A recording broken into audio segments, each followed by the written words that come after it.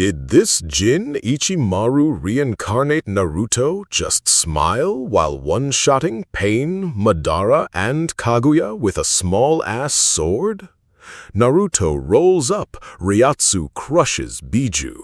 Naruto said peace, nah, and became the deadliest, smoothest shit-talker in 2 lifetimes. Absolute cinema. The boy who would break the world was born smiling. The nurses noticed it first. Newborns cry, they scream. They announce themselves to the world with fury and fear because that is what babies do when they leave warmth and enter cold. This one opened his eyes, slitted, narrow, fox bright blue, looked at the ceiling of the emergency ward and smiled, a closed-lipped smile, the kind that belongs on a man 3 decades older and 3 wars meaner. The nurse holding him almost dropped him. She told herself it was the chaos, the fox, the explosions outside. She told herself a lot of things that night. She never held that baby again. His name was Naruto Uzumaki, and the village of Konagakure would spend the next 12 years trying to understand what lived behind that smile. They would fail. Every single one of them would fail. Because behind those slitted eyes, behind that permanent grin, behind the silver blonde hair that caught light like a blade catches moonlight, there existed a memory, complete, unbroken, stretching back through death itself into a life lived in black robes and white halls, a life spent smiling at monsters and gods and walking through all of them like morning fog through an open window. His name had been Gin Ichimaru, captain of Squad 3, the snake among captains, the traitor who was never a traitor, the man who put 13 kilometers of poison steel through the chest of a god and still lost, because losing was always part of the plan, and the plan was always about her. Ranjiku. He remembered her face, the shape of her sleeping, the way she said his name like it was a question she already knew the answer to. He remembered dying. He remembered the feeling of his cells coming apart, and how the last thing he saw was her running toward him, and how the last thing he thought was, "I'm sorry I couldn't get it back for you." And then he was here. New lungs, new bones, same soul, same smile, different girl. He saw her for the first time at age 4. A small thing with ink blue hair and eyes like polished opals, pressing herself against the wall of the Hyuga compound while her father walked ahead without looking back. She was trying to be invisible. She was failing. Naruto was across the street, hands tucked into the oversized sleeves of his gray shirt, and something in his chest went still. There you are. He turned and walked away. He did what he always did best. He smiled. He planned. He watched from far enough away that she would never know how close he always was.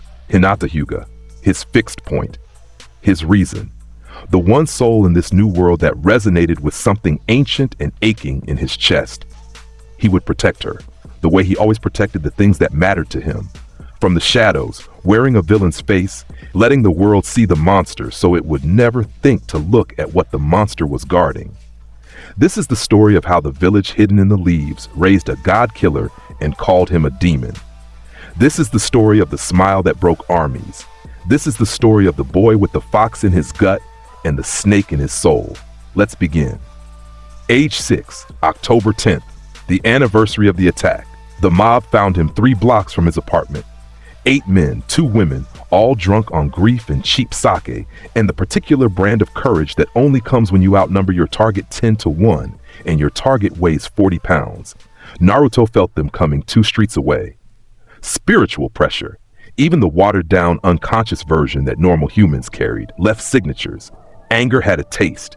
Fear had a weight. Hatred had a color. And tonight, the color was a dim, pulsing red that matched the thing sleeping in his belly. He kept walking, hands in his sleeves, smile on his face. They caught up to him in an alley between a fishmonger's shop and a tailor's that had refused to sell him clothes 3 times this month. The first bottle shattered against the wall 2 feet from his head. Glass rained down like confetti. Demon, the biggest man slurred. A carpenter. Naruto recognized him. His wife had died in the attack. Tonight we finish what the 4th started.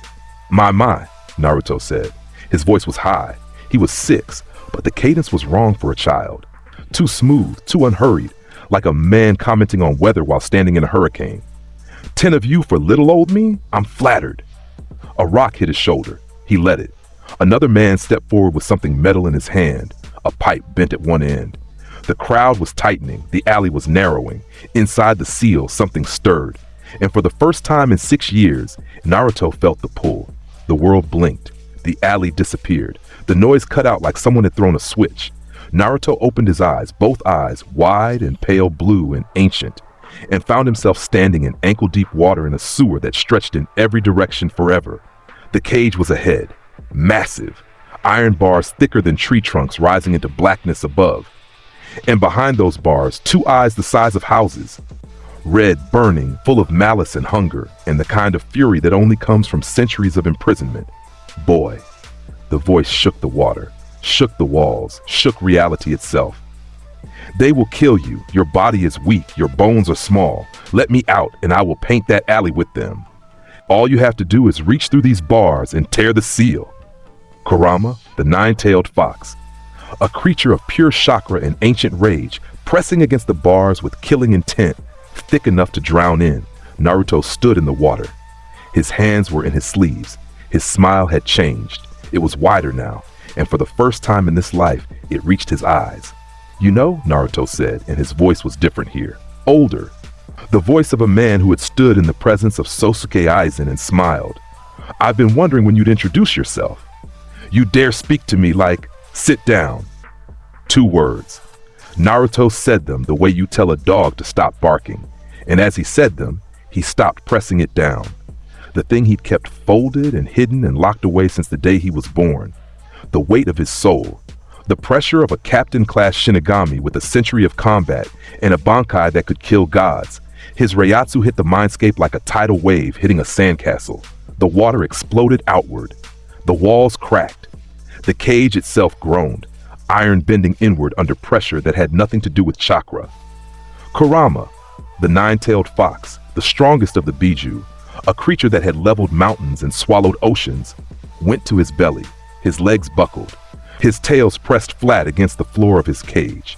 His enormous eyes went wide, pupils contracting to pinpoints, and for the first time in 1,000 years, the most powerful tailed beast felt something he had forgotten existed. Fear. What are you? Naruto walked forward. Each step rippled the water outward in perfect circles. His Reiatsu pressed down and down and down, and Kurama pressed lower and lower, and the sound the fox made was something between a growl and a whimper. Naruto reached the bars. He placed one small hand on the iron. He looked up at the fox, this ancient, magnificent, terrifying thing, and his smile was gentle now, almost kind. "I'm your jailer, Kurama. Let's get along. Shall we?" The fox said nothing. His breathing was ragged. His claws scraped the floor but found no purchase. The weight on his spine was absolute. The boy, the thing wearing a boy's skin, stood there smiling with his hand on the cage, and Kurama understood with the bone-deep instinct of a predator meeting something higher on the food chain. The seal was a formality. This boy was the real cage. "What do you want?" "Your chakra, when I ask for it, in the amounts I specify. In return, I won't do this often." Naruto tilted his head. "It's uncomfortable, isn't it? Being pinned down, being helpless. I know, I'm sorry for that, truly." He released the pressure. Kurama gasped, a sound that should have been impossible from something his size, and scrambled to his feet. His tails lashed. His dignity was in pieces on the wet floor. "You are something else, boy. Something that should not exist in this world." My, you noticed." Naruto turned away. "I'll be back. Try to rest. You look tired." He walked away through the mindscape. Behind him, the nine-tailed fox, the demon that made mountains kneel, watched him go and felt something it had never felt toward a human before. Respect. The world snapped back. The alley. The mob. The man with the pipe was mid-swing, and the whole conversation in the mindscape had taken less than a second of real time. Naruto moved. His hand came out of his sleeve. In it was a kunai, dull, training grade, borrowed from a bin at the academy 3 weeks ago. His fingers wrapped around the handle, and his soul remembered, and the blade began to glow. "Shoot to kill, Shinso." The kunai extended, a beam of silver light, thin, impossibly fast, screaming through the air with a sound like tearing silk, launched from his hand. It did not hit anyone. It did not need to. It carved through the alley at chest height, shearing through the pipe in the man's hand, through 2 bottles, through a belt, through 3 jackets, through the hem of a woman's dress. The blade retracted in the same instant, snapping back to kunai length before the severed objects had finished falling. 10 people stood in an alley surrounded by ribbons of their own clothing and possessions, and a 6-year-old boy stood among them with a kunai at his side, smiling like he just told a joke only he could hear. The silence was physical. It had weight. The big man, the carpenter, looked down at the pipe in his hand. There was no pipe in his hand. There was half a pipe, the cut so clean it looked polished. He looked at the boy. His mouth was open. His brain was trying to process what his eyes had shown him and failing. "My," Naruto said. "That was close. If my hand had been a little lower." He tilted his head. His eyes were slitted shut. His smile was angelic. "Well, bodies are so much harder to clean up than clothes, aren't they?" The mob broke. It did not break slowly. It broke the way glass breaks when you drop it from very high up, all at once, completely, every piece going a different direction. 10 adults ran from a 6-year-old child, and they ran with the particular speed of people who have just understood that they are alive only because something chose to let them be. Naruto stood in the alley alone. Glass crunched under his feet. He tucked the kunai back into his sleeve and started walking home. "Shoot to kill," he said to himself, tasting the words in this new mouth with these new lungs. His smile was real in the privacy of the empty street. "Still works."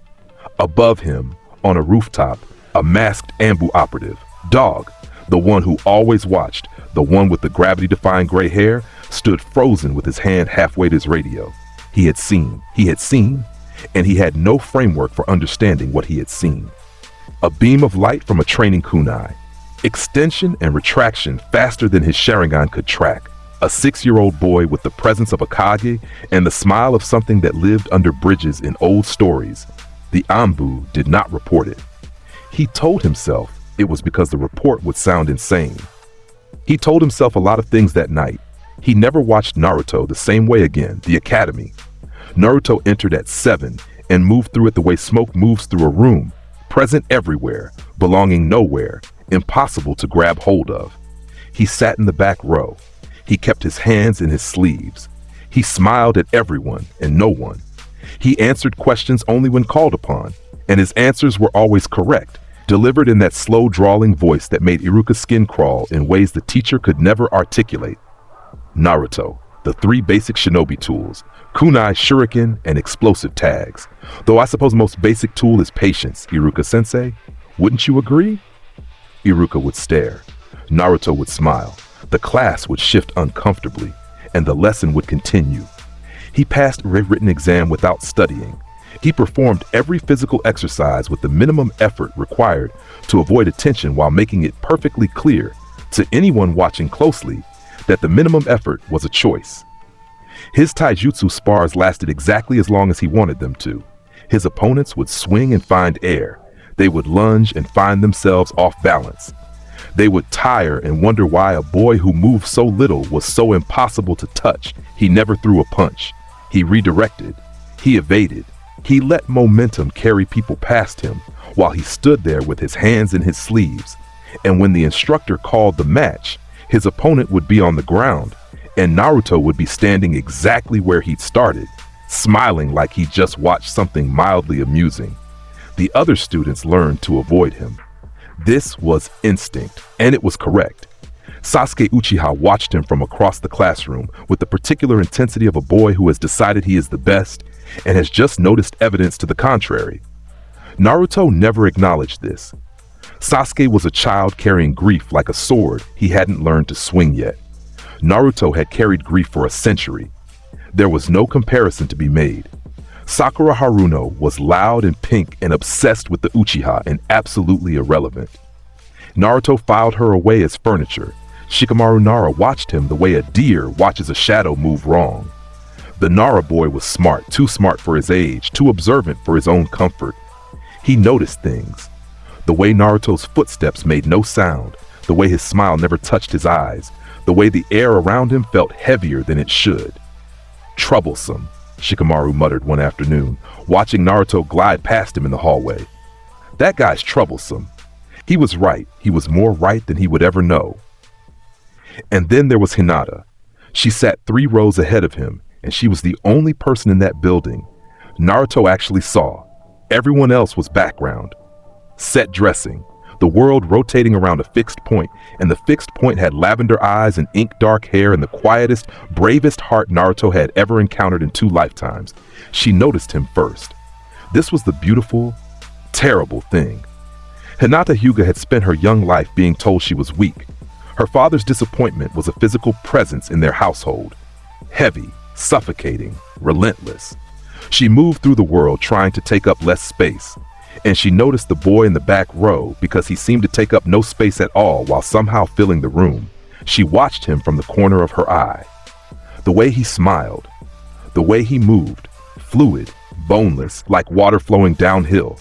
The way he never seemed afraid of anything ever, in any situation. She wanted that. She wanted to know what it felt like to exist in the world without apologizing for it. She never spoke to him. She never had to. Naruto knew. He always knew. He adjusted his route home to pass the Hyuga compound every evening. He checked the windows. He read the spiritual pressure signatures inside. Hiyashi's cold and rigid, Hanabi's small and bright, Hinata's warm and trembling and so painfully alive, it made something old ache behind his ribs. If anyone ever raised a hand to her, any of the branch members, any of the main house elders, Naruto would know. He would feel the spike in her spiritual pressure, the fear response, the flight instinct, and he would respond. This happened once, exactly once. Hinata was 9. A branch family member, frustrated, drunk, angry at the caged bird seal burning on his forehead, grabbed her arm in a hallway and squeezed until she gasped. He called her worthless. He called her a waste of the main house blood. His fingers left bruises on her forearm. Naruto was 3 blocks away and felt it like a blade through his ribs. The next morning, that branch member woke up and could not move. His arms were locked at his sides. His legs were frozen together. He could not scream. He lay in his bed paralyzed for 6 hours before another branch member found him. The medic said it was a stress response, a locked muscle group, temporary paralysis from psychological trauma. The branch member knew better. In the instant before sleep had taken him the previous night, he had felt something in his room, a weight, a presence. Something standing in the corner with its hands in its sleeves and its eyes slitted shut.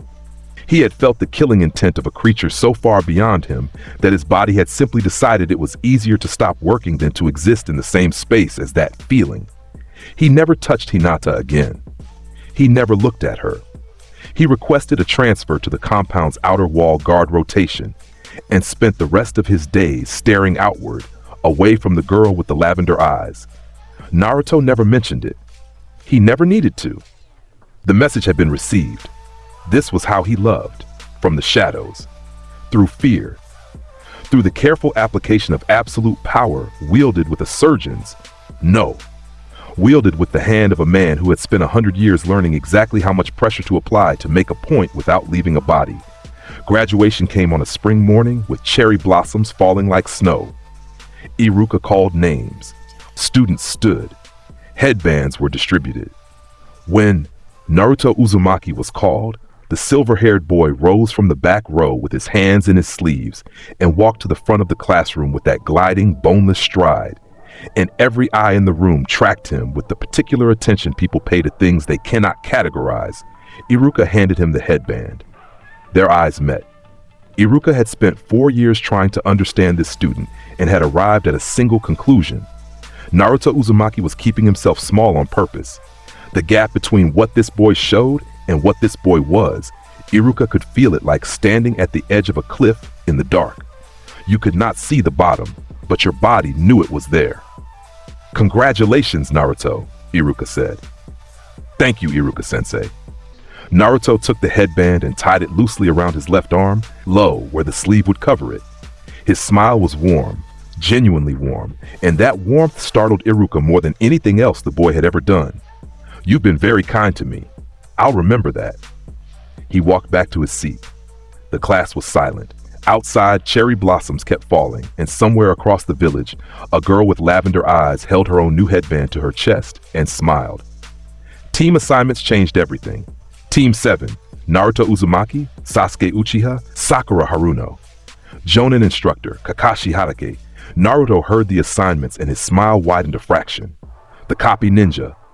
The man with 1,000 jutsu and the Sharingan of a dead friend in his left eye. This would be interesting. This would be the first real test. They waited in the classroom for 3 hours. Sasuke brooded. Sakura complained. Naruto sat in the windowsill with one leg dangling, his hands in his sleeves, watching clouds pass with the infinite patience of someone who had once waited 3 decades for a single opportunity to strike. Kakashi appeared in the doorway. Late, one eye visible, already making excuses about black cats and old ladies and lost paths of life. He stopped talking mid-sentence. His visible eye locked onto the boy in the windowsill, silver blonde hair, slitted eyes, that smile. And something in Kakashi's gut clenched the way it had clenched the night of the Kyuubi attack, the night his sensei died, the night the world went sideways and never came back. My, Naruto said from the windowsill. 3 hours late, sensei. Were you testing our patience, or do you just have poor time management? Kakashi stared. His brain was processing. This was the Kyuubi Jinchuriki. This was the son of his dead teacher. This was supposed to be a loud, brash, orange-wearing orphan with dreams of being Hokage. This was none of those things.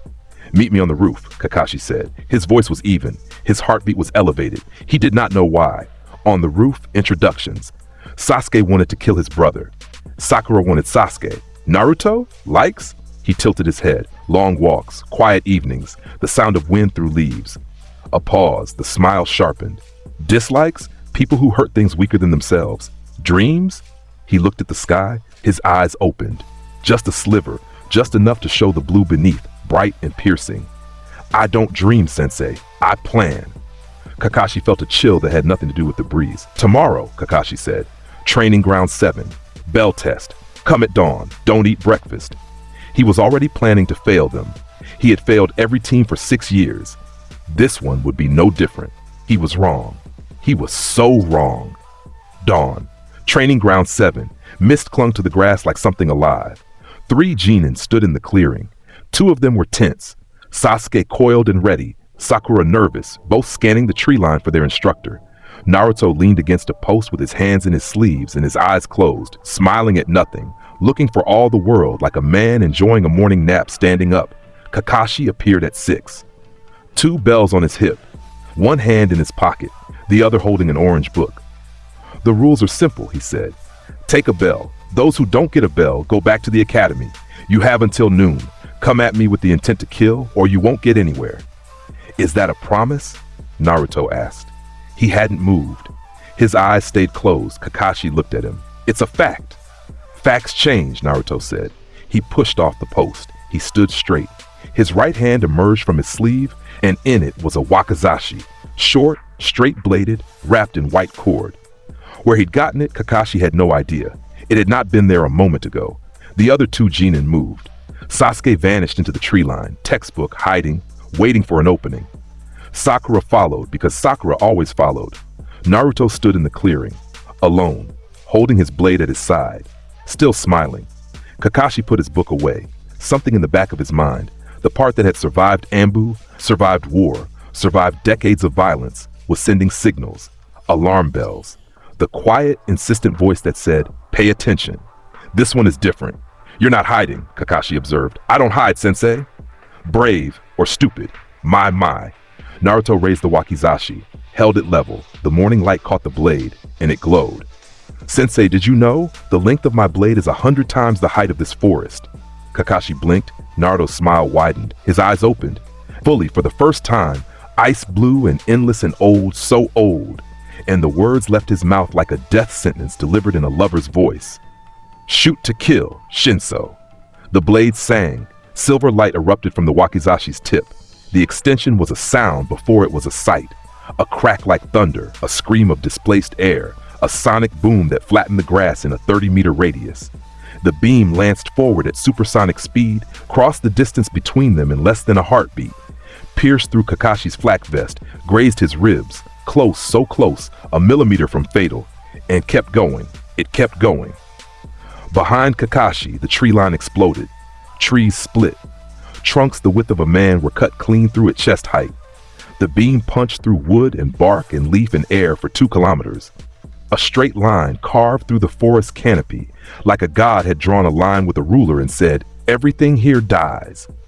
The blade retracted, the sound reversed. Another crack, another boom, the silver light snapping back to wakizashi length in an instant so fast it created a vacuum that pulled leaves and debris inward. Kakashi hit the ground. He was alive. He was on his knees. His vest was open, sliced clean from hem to collar. His undershirt had a thin line of red across the ribs. Blood. His blood. A genin had drawn blood from Kakashi Hake on the first exchange. His Sharingan was spinning. He pulled up his headband on reflex. The moment his brain had registered the threat, his hand had moved on its own. The Sharingan had caught the moment of extension. It had seen the speed. And even with the Sharingan's perfect recording, Kakashi's conscious mind was struggling to process what it had seen. 100 times the length of the blade, 2 kilometers, at supersonic speed, from a 12-year-old boy. In the tree line, Sasuke Uchiha stood with his mouth open. His hands were shaking. His Sharingan, unawakened, still dormant, burned in his skull like it was trying to activate by sheer force of will, because what he had just witnessed demanded to be recorded, demanded to be understood. He could not understand it. Nobody could. Sakura was flat on the ground, hands over her head, tears running down her face. The sonic boom had knocked her off her feet. She had heard the trees die. She had felt the ground shake. In the clearing, Naruto stood with his wakizashi at his side, still smiling, his eyes closed again. His free hand reached out, casual, unhurried, as if picking a flower, and plucked both bells from Kakashi's belt. The Jonin had not even registered the boy's proximity. He'd moved. During the retraction, in the vacuum, in the chaos, he'd closed the distance and taken the bells like lifting coins from a sleeping man's pocket. 2 bells, Naruto said, holding them up. They jingled. What was the time limit again? Noon? He glanced at the sky. The sun was barely above the tree line. We appear to have plenty to spare. Kakashi looked up from his knees. His face was pale. His single visible eye was wide. He was looking at Naruto the way you look at something that should be classified, filed, sealed, locked away in an Ambu vault and never spoken of again. "What are you?" Kakashi said. His voice was flat, stripped. The voice of a man whose worldview had just been rebuilt from the ground up in 3 seconds. "I'm your student, sensei." Naruto tossed one bell to Sasuke. The boy caught it on reflex, still staring, and the other to Sakura, who fumbled it twice before clutching it to her chest. "There! Teamwork. Everyone passes." He tucked the wakizashi back into his sleeve. Hands disappeared. Smiles settled. And he walked to the post and leaned against it again, eyes closed, looking for all the world like he just finished a morning stretch and was ready for a nap. Kakashi stayed on his knees for a long time. In his chest, his heart hammered against his ribs. The wound on his side? Thin, surgical. No, the wound on his side throbbed with each pulse. An inch to the right, and it would have pierced his lung. An inch more, and he'd be dead. That boy had chosen where the blade went. He'd aimed to graze. He'd aimed to demonstrate. And the demonstration's message was received, loud and clear, ringing in Kakashi's skull like a bell struck by a hammer. I could have killed you. I chose this instead. Understand what that means. Kakashi understood. He stood.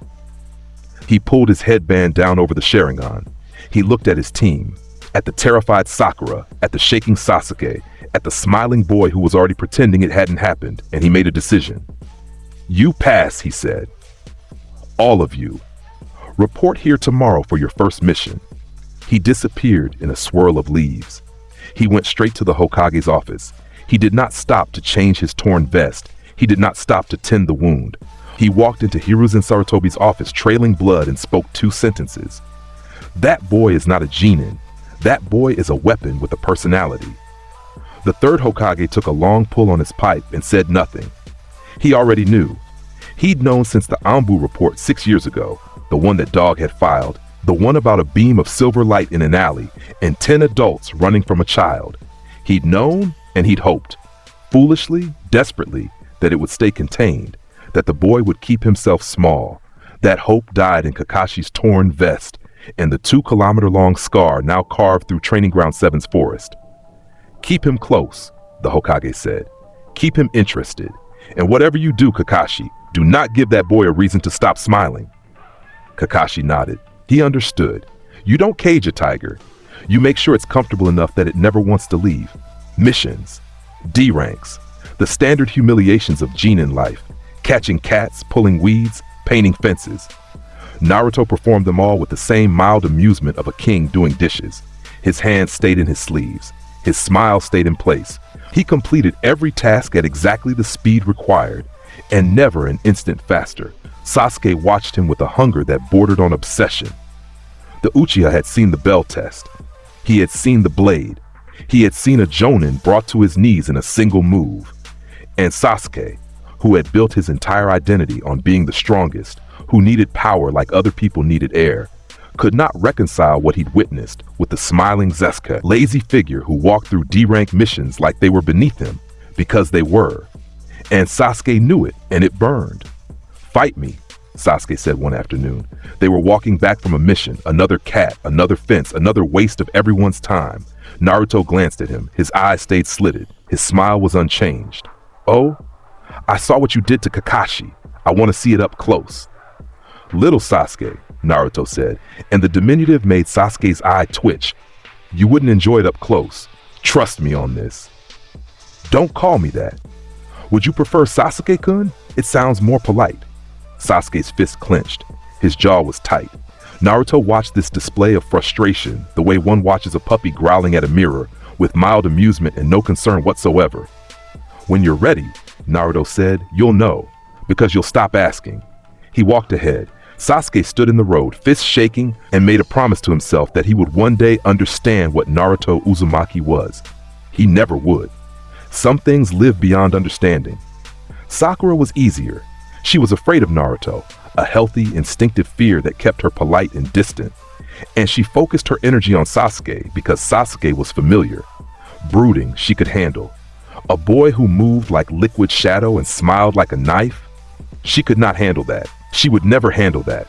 Kakashi adapted faster than either of them. He was a jonin. He had spent his life around dangerous people. He understood, on a level the genin could not, that Naruto was not playing a role. This was Naruto. The smile, the drawl, the effortless power. This was the genuine article, and the only correct response was to treat him with the particular respect one gives to an ally who could become an enemy at any moment. He trained Sasuke harder. He gave Sakura fundamentals. And Naruto, he left Naruto alone. Because every time he tried to teach the boy something, Naruto would tilt his head and smile and ask a question that revealed he already knew the answer, had always known the answer, and was simply being polite by letting Kakashi think he was still the teacher. It was humbling. It was terrifying.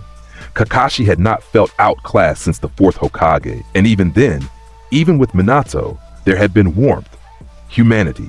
Naruto had something older in him, something that had lived long enough to find the world entertaining rather than threatening.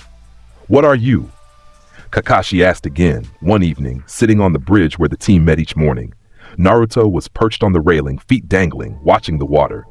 "I'm your student, Sensei. We've covered this." Naruto. "Kakashi, Sensei." A long silence. The river moved below them. Kakashi sighed. "Are you going to be a problem?" Naruto looked at him. His eyes opened, just a fraction, just enough to show the blue. "For you? For the village?" He smiled wider. "I have no enemies here, Sensei. I have people I protect and people I ignore. You should hope to stay in the first category." He hopped off the railing and walked away, hands in his sleeves, silver blonde hair catching the last light of the setting sun.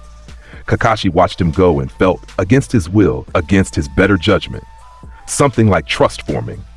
Because Naruto had never lied to him. Not once. Everything the boy said was true, delivered with perfect honesty in a voice that made truth sound like a blade. You could work with that. You could rely on that. You just had to make sure you were standing on the right side of it. The land of waves. The mission went wrong within an hour of leaving the village. Demon Brothers first. Chunin level missing nin. Chain weapons. Ambush tactics. Kakashi let them come. Let his team react. Let the situation develop. Naruto didn't move. The two assassins burst from their puddle, their chain wrapped around Kakashi, and Kakashi dissolved into a log, and Sasuke moved to intercept. And through all of it, Naruto stood on the road with his hands in his sleeves watching. One of the demon brothers, Gozu, pivoted toward him. The chain whipped out, bladed edges spinning. Aimed at the smiling boy who stood completely still, Naruto tilted his head. The chain passed 2 inches from his face. He hadn't moved his feet. He'd moved his head, just enough, just barely, with the timing of someone who had been dodging attacks for longer than this assassin had been alive. My, Naruto said as the chain retracted. That was rude. His hand came out of his sleeve. The wakizashi was there. The blade glowed for a fraction of an instant, and the chain broke, snapped in half at its midpoint. The 2 brothers stumbled, disconnected, their weapon bisected by something they hadn't seen. The cut ends hit the ground, and Naruto's hand was already back in his sleeve. You can handle the rest, can't you, Sasuke-kun? Sasuke stared at him, then at the broken chain, then back at him. His teeth ground together, but he moved, engaging the off-balance demon brothers, handling them with kunai and wire, putting them down while Naruto watched from the road like a spectator at a show that was mildly worth his attention. Kakashi emerged from the trees. His eye went to the chain on the ground, to the cut, clean, glowing faintly at the edges, then to Naruto, who was already walking again, as if nothing had happened, as if the most interesting thing on this road was the shape of the clouds. We're continuing the mission, Kakashi said. It was half statement, half question. Obviously, Naruto said, it would be boring to turn back now. The wave country was gray. The people were thin. Poverty hung over the land like a funeral shroud. Gato, the shipping magnate, the crime lord, the man squeezing an entire nation like a fist squeezing a throat, his presence was in every hollow face and empty market stall. Tazuna, the bridge builder, was their client. A drunk. An old man with calloused hands and a dead look in his eyes that came from living too long in a place with no hope. Naruto found him boring. He was protection detail, nothing more, but the real threat, the real reason this mission would matter. Zabuza Momochi, the demon of the hidden mist, 7 swordsman alumni, A rank, missing nin with a cleaver the size of a man and a killing history that read like a horror novel. He came out of the mist on the 3rd day, thick, impenetrable, white. The hidden mist jutsu rolled in from the lake like a living thing, eating sight, eating sound, eating the world until Team 7 stood in a blinding white void with nothing but each other's breathing for company. Kakashi's hand went to his headband. His Sharingan opened. Killing intent flooded the clearing. Genuine, heavy, the intent of a man who had killed hundreds and enjoyed every single one. Sakura shook. Sasuke gripped his kunai with white knuckles. Tazuna was on the ground, pale. Naruto stood in the mist with his hands in his sleeves and smiled. His smile was wider than usual. His head was tilted back slightly, as if he was smelling the air. A game of hide and seek, he said. His voice carried through the mist. Smooth, unhurried, amused. How fun. Naruto, stay close, Kakashi started. Sensei. Naruto's voice was gentle, the kind of gentle that comes before storms. I spent 100 years in the company of snakes and gods. A little fog is nothing to me. Kakashi's mouth closed. Sasuke and Sakura stared. They had heard that. 100 years. A child had just said he'd spent 100 years doing anything, and the way he said it, the absolute conviction, the weary amusement, made it impossible to dismiss as a lie. In the mist, Zabuza's voice came from everywhere and nowhere. Interesting. The kid's got some mouth on him. A laugh, low, gravelly, the laugh of a predator who's found something entertaining. 8 points. Larynx, spine, lungs, liver, jugular, subclavian artery, kidneys, heart. So many choices. 9, actually, Naruto said. You forgot between the eyes. A pause. Zabuza's killing intent spiked, surprised, amused, intrigued. And then the sound of massive feet on water, the whistle of a huge blade cutting air, and Zabuza materialized from the mist like a nightmare given form. Shirtless, muscled, bandages over his mouth, Kubakiri Bocho raised for a decapitating strike aimed directly at the smiling boy. Naruto's hand came out of his sleeve. The wakizashi materialized, and his eyes opened, full, blue, ancient, and they looked directly at Zabuza, and what Zabuza saw in them made his swing hesitate for a fraction of a second. It was enough. Shoot to kill, Shinso. The blade sang. Silver light lanced through the mist like a beam from a lighthouse, cutting through the white like it was nothing, burning through it, evaporating it in a straight line from Naruto's hand to Zabuza's right shoulder. The extension was a sound, a crack, a scream, a tearing. And then impact. The blade punched through Zabuza's trapezius muscle and out the back of his shoulder. It pinned him to the air itself, the force of extension driving him backward, his feet leaving the water's surface, his massive sword swinging wide. Blood sprayed. Zabuza's eyes went wide above his bandages. The blade retracted. Another crack. The mist swirled in the vacuum of its passage. Zabuza stumbled. One foot hit water. His arm, his right arm, his sword arm, hung loose. The shoulder was destroyed. Muscle, tendon, something important severed by a beam of light that had been there and gone in less than a blink.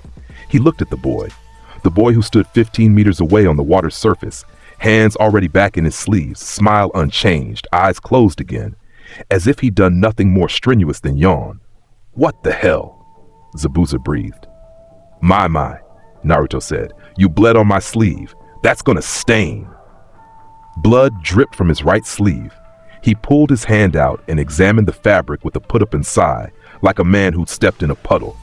Zabuza was a killer, a monster by the standards of most nations. He had killed his entire graduating class as a child. He had fought Kaj. He had built a reputation on blood and terror and the weight of his blade. He was looking at something that outclassed him the way a wave outclasses a puddle.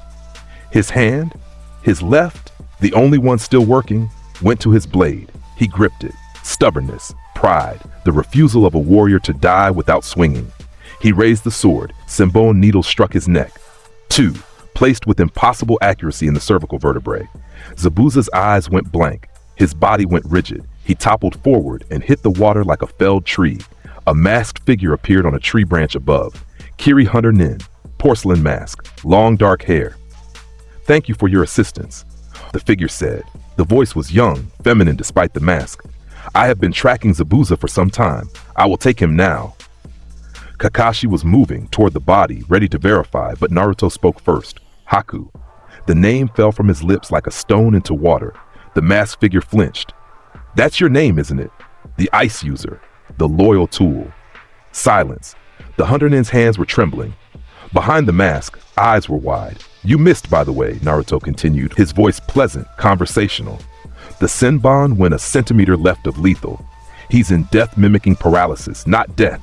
He tilted his head. "Take him, fix his shoulder, and tell him this. If he comes again, I'll aim for the throat." Haku grabbed Zabuza's body and vanished. Gone in a swirl of wind and ice crystals that glittered in the dissipating mist, Team 7 stood on the water. Kakashi's Sharingan was spinning, recording everything, understanding almost nothing. Sasuke was pale.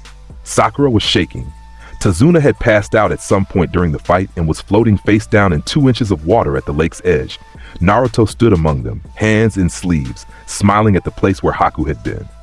"Well," he said, "that was over too fast. How disappointing." He started walking, toward the shore, toward the bridge, toward whatever came next with the same unhurried confidence of a man who has never encountered something he couldn't handle. Kakashi watched him go. His hand was on his own chest. His heart was hammering. That beam of light, the speed, the power, the fact that a 12-year-old boy had just crippled one of the 7 swordsmen with a single move and then identified the accomplice, deduced the deception, and let them leave, because it was more interesting than ending it. "Kakashi-sensei," Sasuke said from behind him. His voice was strange, hoarse. "What is he?" Kakashi said nothing, because he had no answer. Because the truth, that Naruto Uzumaki was something this world had never produced. Something from somewhere else entirely. Something wearing a boy's body the way a tiger wears a collar. Was not something you said out loud. You just watched. And you stayed on the right side of that smile. Zabuza came back. Of course he did. Warriors don't quit. Killers don't retire.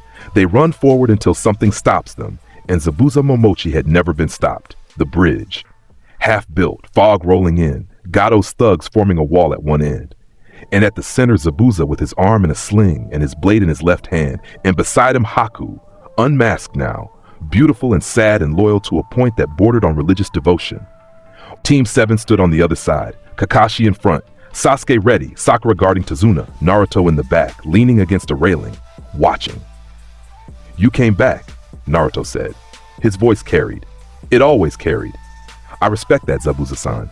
A man who can't stay down, there's something admirable in that." Zabuza's eyes locked onto him. hatred and respect warring in those killers' eyes. "Don't patronize me, kid. This time I know what to expect." "Do you?" Naruto's smile shifted. A degree warmer. A degree more dangerous. "Then this should be over even faster." Haku moved first. Ice mirrors, the demonic mirroring ice crystals erupting from the bridge's surface, 20 panels of reflective ice forming a dome around Sasuke, trapping him inside a prison of frozen death.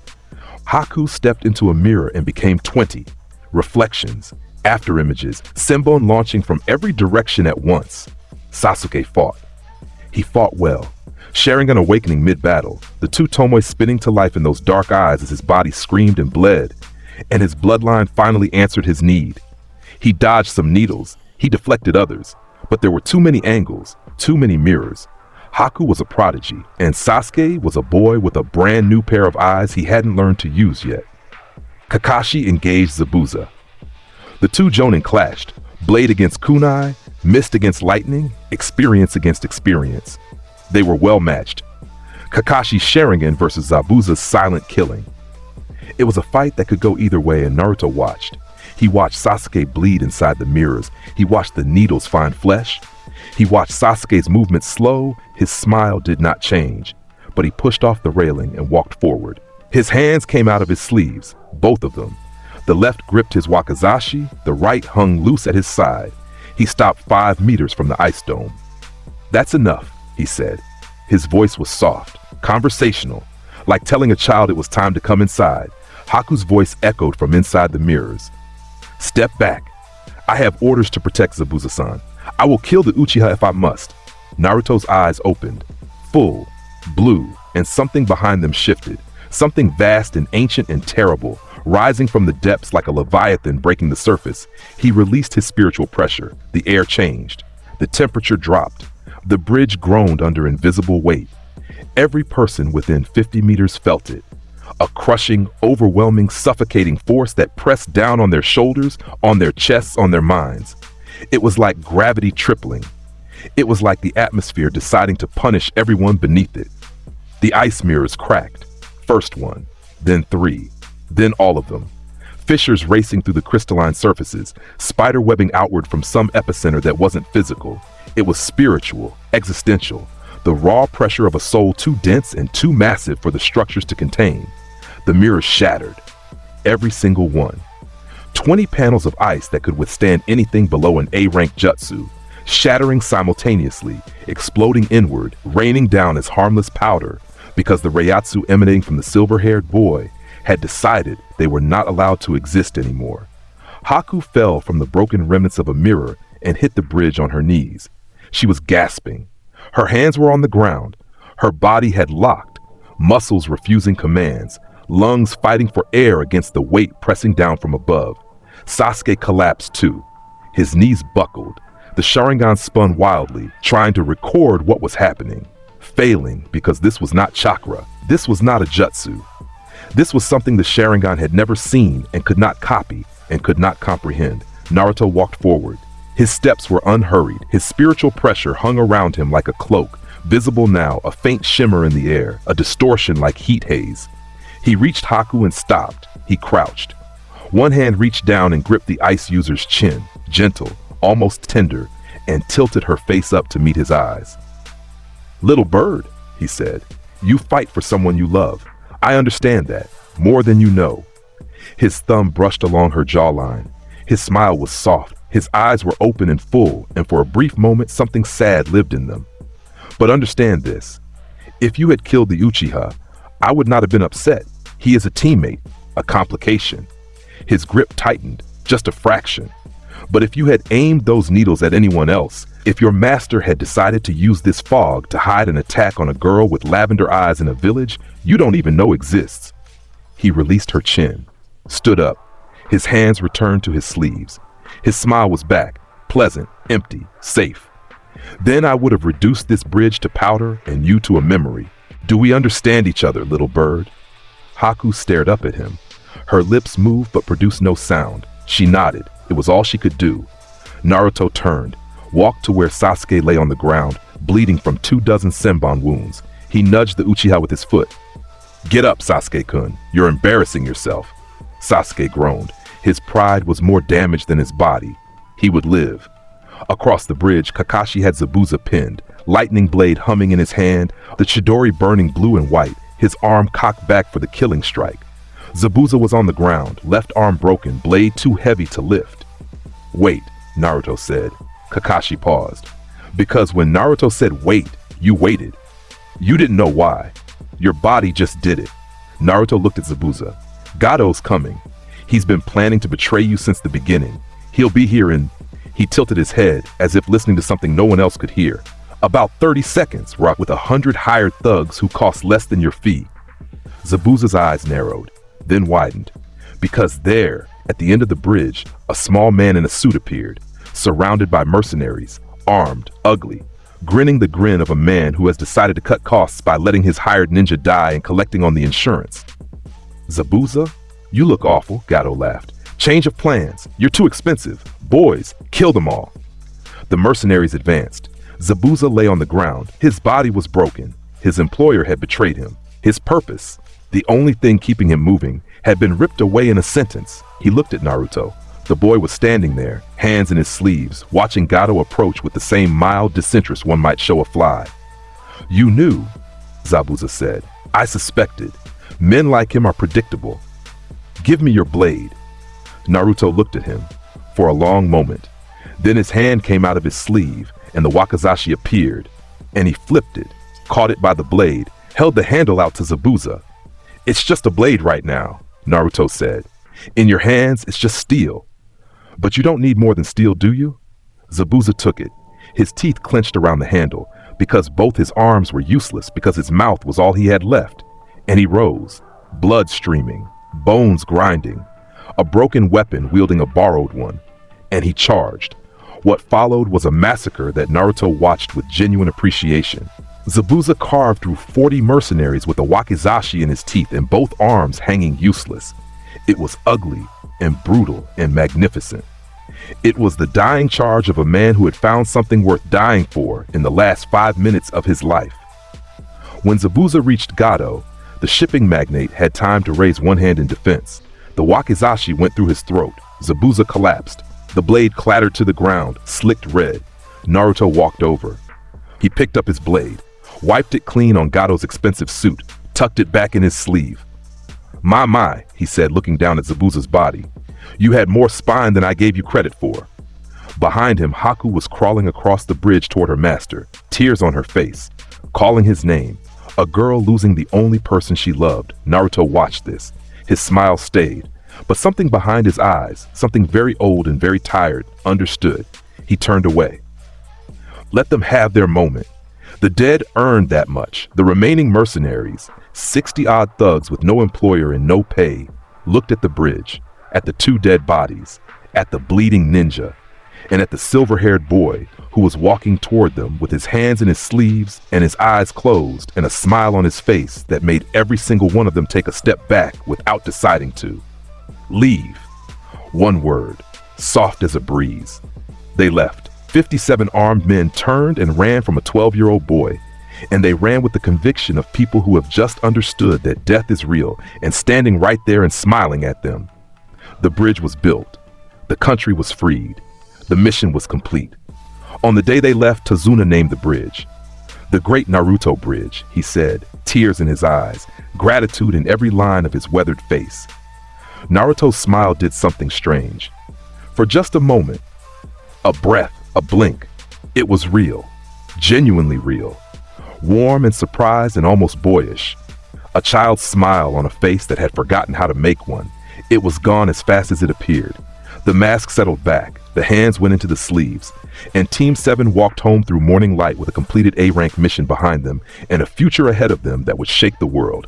Konoha. Home. The village that hated him and feared him and was learning. Slowly, the way you learn that the friendly dog next door is actually a wolf, that both the hatred and the fear were correct, but for reasons completely different than they'd imagined. The Chunin exams came. Nominations were submitted. Teams gathered from every corner of the shinobi world. Sand, sound, rain, grass, mist, leaf. The stadium filled. The streets hummed. Genin from a dozen nations walked Konoha's roads with their headbands shining and their ambitions burning. Naruto watched them all pass from his perch on a rooftop. Hands in sleeves, smile in place, cataloging, measuring, deciding which ones mattered and which ones were furniture. The Sand siblings caught his eye.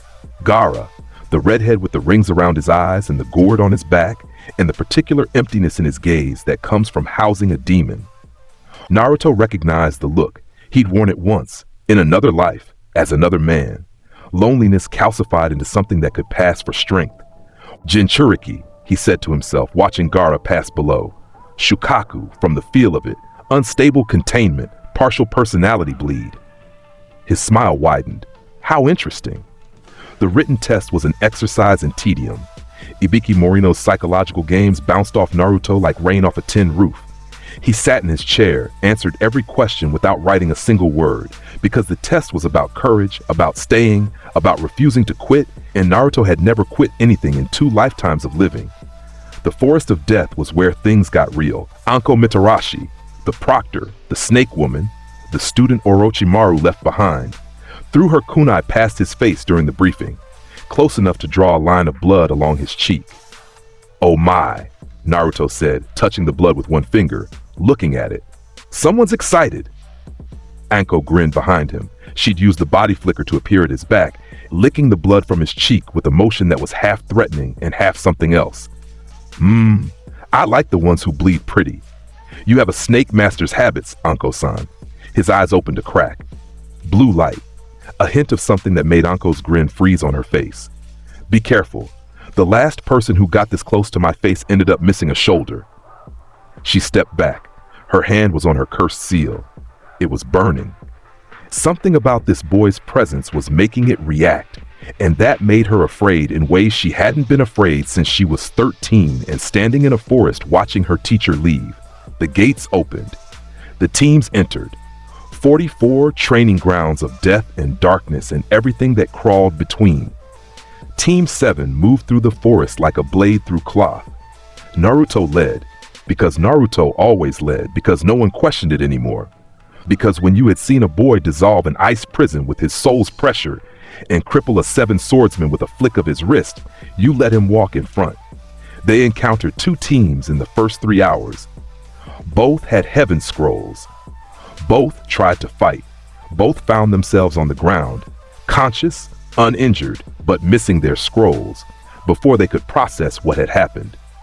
Naruto moved among them like wind through tall grass. His hands never left his sleeves. He simply walked through them, and when he emerged on the other side, the scrolls were in Sasuke's hands, and the enemy teams were looking at each other with the particular confusion of people who had just been robbed by a ghost. 2 scrolls, Naruto said. We needed one. Keep the spare. Someone might trade something interesting for it. And then the air changed. Naruto stopped walking. His smile, for the first time since they'd entered the forest, went tight. His head turned. His nostrils flared like an animal catching a scent, killing intent. Real killing intent. The kind that doesn't come from Chunin or even Jonin. The kind that comes from something ancient and terrible and wrong. Naruto had felt it before. Once. In another life. Standing in a white room while a man with brown hair and dead eyes explained his plan to reshape the world. This was different. Smaller. Uglier. But the same species of wrong. "Get behind me," Naruto said. His voice was different. The drawl was gone. The words were clipped. "Both of you now." Sasuke opened his mouth to argue, because Sasuke always argued, because his pride was larger than his survival instinct. And Naruto turned his head and looked at him, and whatever was in those eyes shut. Sasuke's mouth, like a hand, had closed it. They got behind him. Because when Naruto stopped smiling, even a little, even the barest fraction, you listened. Your bones listened. Your blood listened. The trees ahead rustled. The shadows moved. And from the canopy dropped a figure that made the forest itself recoil. A woman in a grass headband, too tall, too thin, features too smooth, skin too pale, tongue too long, eyes too golden. Orochimaru of the Sannin, S-rank missing nin, the snake who shed skins, the scientist who played God. Standing in the forest of death wearing a woman's face like an ill-fitting suit, and his golden eyes were locked on Sasuke with a hunger that was visible, physical, revolting. My, the figure breathed. That tongue, purple, obscene, ran along its lower lip, The last Uchiha. Those eyes. I've wanted those eyes for so very long. You're looking at the wrong person. Naruto's voice cut through the clearing. Sharp, amused. His hands were in his sleeves, but his posture had changed. Weight forward, feet planted, something coiled in his spine that hadn't been there a moment ago. Orochimaru's eyes shifted to him. Golden met blue, snake met fox, and something in Orochimaru's expression changed. Recognition, confusion, delight, all cycling through those reptilian features in the space of a breath. Naruto-kun. The Sanin smile was wide, too wide. What an interesting aura you carry, so heavy, so old. You have the eyes of a snake, Naruto-kun. I wonder, what's hiding behind that smile? Wouldn't you like to know? Naruto stepped forward.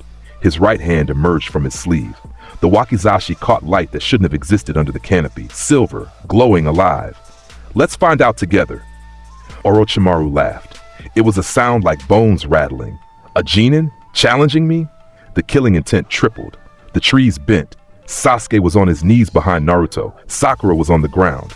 Child, you don't know what you're facing. A snake, Naruto said.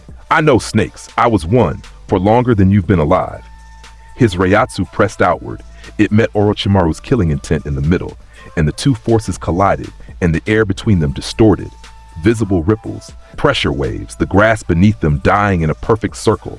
Orochimaru's smile faltered, a twitch, a flicker, the first crack in the mask of a man who had spent decades as the apex predator. Interesting, Orochimaru said, and then he moved, summoning jutsu, a wall of smoke, and from the smoke, the king of snakes. 100 meters of scaled death, fangs dripping venom, purple scales gleaming, a creature that demanded sacrifice for every summoning, and whose very presence poisoned the ground beneath it. Manda's head rose above the canopy. Trees snapped like twigs. The ground cracked.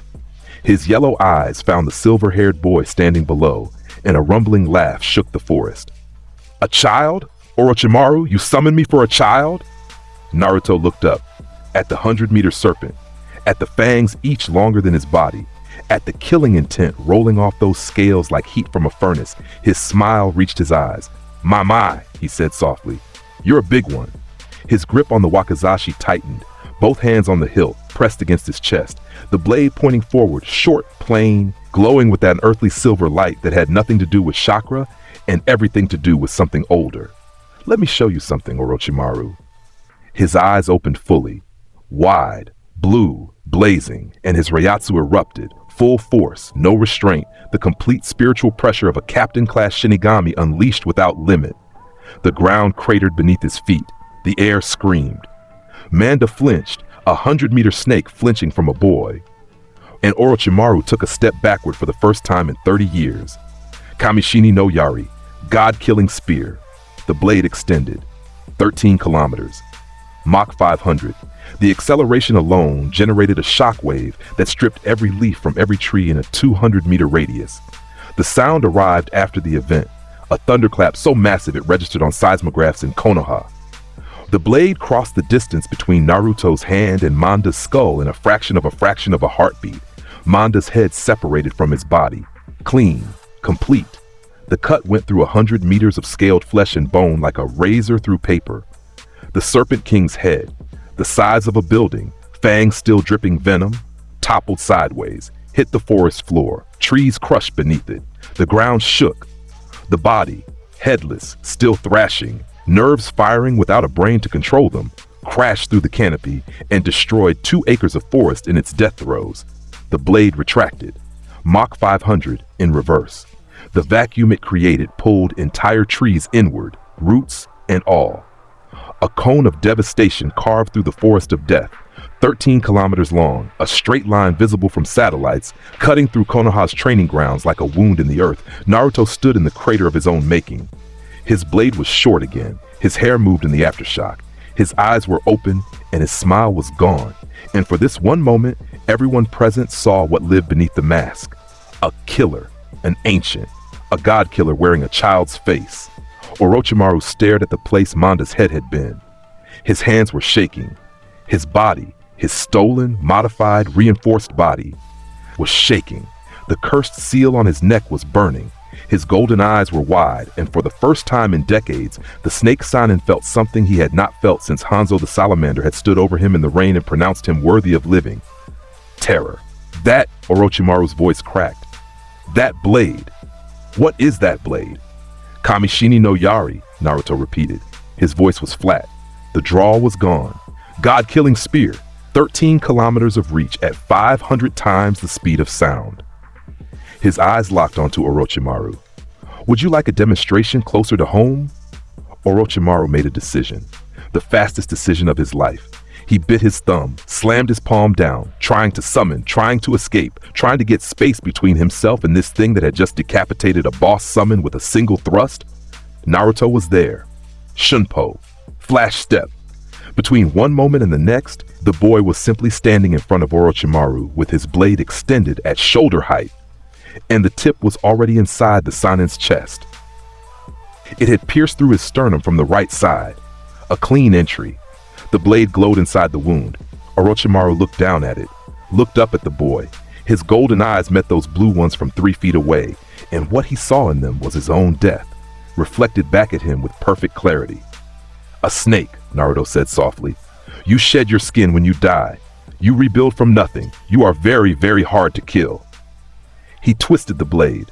Orochimaru gasped, blood on his lips, his body seizing. Fortunately, I don't need to kill you. I just need to leave something behind. He pulled the blade out, clean. The wound was small, already closing because Orochimaru's body was more jutsu than flesh, more will than biology. The Sanin stumbled back, one hand on his chest, breathing hard, eyes wild. What did you do? Orochimaru hissed. Naruto's smile returned, gentle, warm, the smile of a friend delivering bad news. I left a piece of my blade inside you, microscopic, invisible, bonded to your cells. He tilted his head. If you ever return to this village, if you ever look at the Uchiha again, if you ever come within 100 miles of anyone I care about. He tucked the blade back in his sleeve. His hands disappeared. I say 3 words and you dissolve. From the inside out, every cell you've stolen, every body you've worn, every piece of the patchwork that is Orochimaru, it all breaks down, like acid through water. He turned away, started walking, casual, unhurried, as if he hadn't just performed the impossible, as if this was just another morning. The 3 words he said over his shoulder are kill Kamishini no Yari. I suggest you remember them. Orochimaru stood in the ruined forest, his hand on his chest, his heart hammering, his brilliant, ancient, calculating mind running through scenarios, trying to find the lie, trying to find the escape, trying to find the way out of this cage that had just closed around him. He found nothing. The boy was telling the truth. He could feel it. Something foreign inside him, something small and cold and patient, embedded in his cells like a seed waiting for the word that would make it bloom into dissolution. For the first time in 60 years, Orochimaru of the Sanin of the hand, he burned 3 contingency bodies in his escape. He severed portions of his own soul, ripping pieces free, discarding chunks of himself like a lizard dropping its tail, trying to shed the cells that contained the fragment. He couldn't know if it worked. He couldn't test it. He could only run and discard and rebuild and feel in the back of his mind a quiet terror that would never fully leave. He would come back, eventually, because Orochimaru always came back. But he would come back different, more cautious, looking over his shoulder, feeling that cold spot in his chest and wondering if it was real or phantom, and never ever being sure. Naruto smiled all the way back to his teammates. Sorry about that, he said to Sasuke and Sakura. Both were on the ground. Both were pale. Both were staring at him with the particular expression of people who have just witnessed the impossible and are trying to decide if they're awake. He was after your eyes, Sasuke-kun. Thought I'd discourage him. Discourage. Sasuke's voice broke. You killed a summon, a boss summon, with 1 move. My, Naruto said. Was it only 1? I wasn't counting. He walked past them, toward the tower, toward the finish line. Come on, he called back. We have scrolls. Let's finish this before lunch. I'm hungry. They followed. Because what else was there to do? You follow the storm. You walk in the wake of the wave. You stay close to the thing that breaks the world. Because the alternative is being somewhere else when it decides to break things. Sasuke walked behind Naruto and looked at his back. That pale gray coat, those wide sleeves, the silver blonde hair, and felt something he had never felt before. Something beyond rivalry, beyond jealousy, awe. Pure, simple, unavoidable awe. The kind that closes your mouth and opens your eyes and makes you understand that the ceiling you've been reaching for is someone else's floor. The Chunin exam finals. The stadium was full, every seat occupied. Feudal lords in the luxury boxes, jonin lining the walls. Civilian crowds pressed against the railings. The Hokage in his seat with his pipe and his robes and his weary, ancient eyes watching the arena below. Beside him, another Kage, the Kazekage, robes and hat and veil, sitting with crossed arms in a posture that was wrong. Too stiff, too still. Something living in that seat that wasn't what it appeared. Naruto noticed from the competitor's box. His eyes, slitted, closed, fox narrow, tracked the Kazekage and his smile thinned a fraction. He smelled snake beneath the sand. He said nothing. He waited. He always waited. The matches began. Names called. Combatants entering the arena floor. The crowd roaring. The energy building. Anticipation, excitement, bloodlust, dressed in civilization's clothing. The first match that mattered. Neji Hyuga versus Hinata Hyuga. Naruto stood at the railing of the competitor's box. His hands were in his sleeves. His posture was relaxed. His smile was in place. But his eyes were open. A fraction. A sliver. Blue light leaking from between those slitted lids like light from a cracked door. Watching, measuring, feeling. Hinata entered the arena. Small, brave, trembling but standing. Her Byakugan active. Her stance, the gentle fist form, low, hands forward, feet planted. She had trained. She had bled for this. She had spent years in her father's shadow, in her cousin's shadow, in everyone's shadow, and today she was standing in the light and refusing to flinch. Naruto watched her and something old turned over in his chest. The warmth, the pain, the particular agony of loving something you cannot touch. There you are, he thought. Look at you. Standing up, Neji entered opposite her, the Byakugan prodigy, the genius of the Hyuga clan. Eyes cold, face rigid. The caged bird seal on his forehead hidden by his headband, and all the rage it carried hidden by nothing at all. You should forfeit, Hinata-sama, Neji said. His voice carried in the arena, respectful in name, vicious in every other way. Destiny has already decided this match. You were born weak. You will always be weak. It is the absolute decree of fate. In the competitor's box, Naruto's right hand closed into a fist inside his sleeve. His smile stayed. His eyes stayed open, blue, cold. The temperature around him dropped 2 degrees, and the genin on either side of him, Shikamaru, Shino, both shifted away without understanding why. Hinata spoke. Her voice was small but steady. I came here to change, to stop running away. I won't forfeit, Neji-san. Even if I lose, I'll stand. Beautiful, brave, doomed. Neji was stronger, faster, more experienced. The fight was brutal in the way only family fights can be. Intimate, personal, every strike aimed at something deeper than flesh. Neji's palms found Hinata's tenketsu. 1, 3, 7, 12. Closing her chakra points with the precision of a man turning off lights in a house he intends to leave empty. Hinata took them. She took every one. She staggered. She spat blood. She got back up, again and again and again, with the stubborn, terrifying courage of someone who has decided that today is the day they stop being afraid, and no amount of pain will change that decision. In the stands, Naruto watched. His fist was tight enough that his nails had broken the skin of his palm. Blood dripped from inside his sleeve, unnoticed, unimportant. His smile was fixed like a mask bolted to his skull. He did not interfere, because this was her fight, her choice, her moment. And taking it from her, even to save her, would be a cruelty worse than anything Neji could inflict. So he watched, and he bled where no one could see. And he made a promise to himself, in the silence of his own mind, that was older than this body and heavier than this world. Neji finished it with a palm strike to the chest. Direct. Devastating. Hinata's body left the ground. She flew backward. She hit the arena wall and slid down and lay there, coughing blood, and Neji stood over her with his eyes full of the particular ugliness that comes from a man taking out his own pain on the person least deserving of it. This is the difference between us, Neji said. Between the main house and the branch. Between those born to fly and those born to crawl. Accept your fate, Hinata-sama. You will never be anything more than... She's still standing. Every head in the arena turned. The competitor's box. The railing. A boy with silver hair and slitted eyes and a smile that had gone flat, stretched tight across his face like skin over a blade. Naruto's voice had carried. It should not have been possible. A normal voice from the competitor's box, cutting through a stadium of thousands, but it had carried with the particular weight of Reiatsu-laced speech. Every ear in the building had heard it. Every spine in the building had straightened. Below in the arena, Hinata was moving, her hand on the wall, her knees shaking, blood on her chin. She was pulling herself up, standing, swaying but standing. Her eyes, those beautiful pale lavender eyes, found the competitor's box, found the smile. Found him. She stood. Neji stared at her, his fists clenched, his Byakugan pulsed. He stepped forward. Winner by referee decision, the proctor shouted, stepping between them. Hyuga Neji! It was over. Medics rushed in. Hinata collapsed into their arms. She was carried away, broken ribs, closed tenketsu, internal bleeding but alive, alive and standing at the end, alive and brave. In the competitor's box, Naruto's hand unclenched. The blood on his palm cooled. He looked at the arena floor where Neji stood, being congratulated by the crowd, and his smile returned to its usual shape. Pleasant, empty, safe, but his eyes stayed open, just a crack.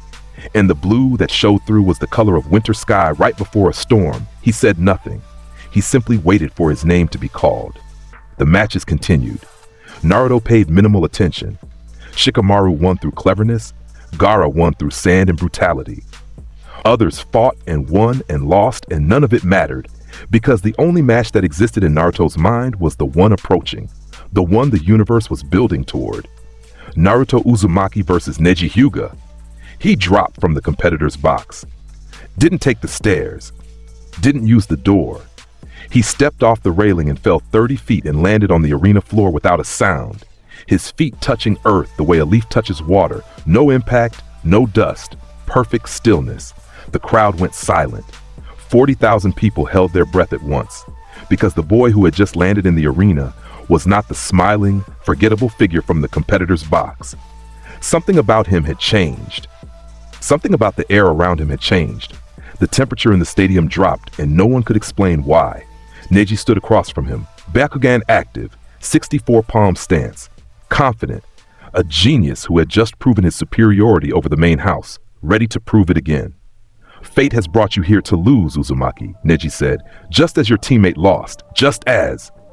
Her name, Naruto said. His voice was soft. The drawl was gone. Each word was a stone dropped from great height. Say her name. Neji blinked. What? The girl you just broke. Say her name. I want to hear you say it. Neji's eyes narrowed. Hinata-sama, what of it? Naruto's smile was back. Thin, sharp, the smile you see on a blade in moonlight. Nothing, he said. I just wanted to hear it, so you'd remember what this is about. The proctor raised his hand. Match, Naruto said before the proctor could finish. Neji moved. Credit to him. He was fast, the fastest Hyuga of his generation. His palms blurred. 8 trigrams, 64 palms. The signature technique, the absolute defense and absolute offense of the Hyuga clan. His body rotated, his hands painting the air, chakra-laden fingertips targeting the 64 tenketsu on Naruto's body with the speed and accuracy of a man born to this technique, trained for this technique, destined by blood and genius to perfect this technique. 2 palms, 4 palms, 8 palms. His hands hit air, empty air. His palms struck nothing. The boy was not there. 16 palms, 32. His Byakugan was screaming. It could see chakra, every point, every pathway, every flow in the human body. It should have tracked the target. It should have seen the movement. It saw nothing. Because Naruto had moved in a way that produced no chakra signature. Shunpo, the flash step, was a spiritual technique. It left no trace in the physical plane that the Byakugan could detect.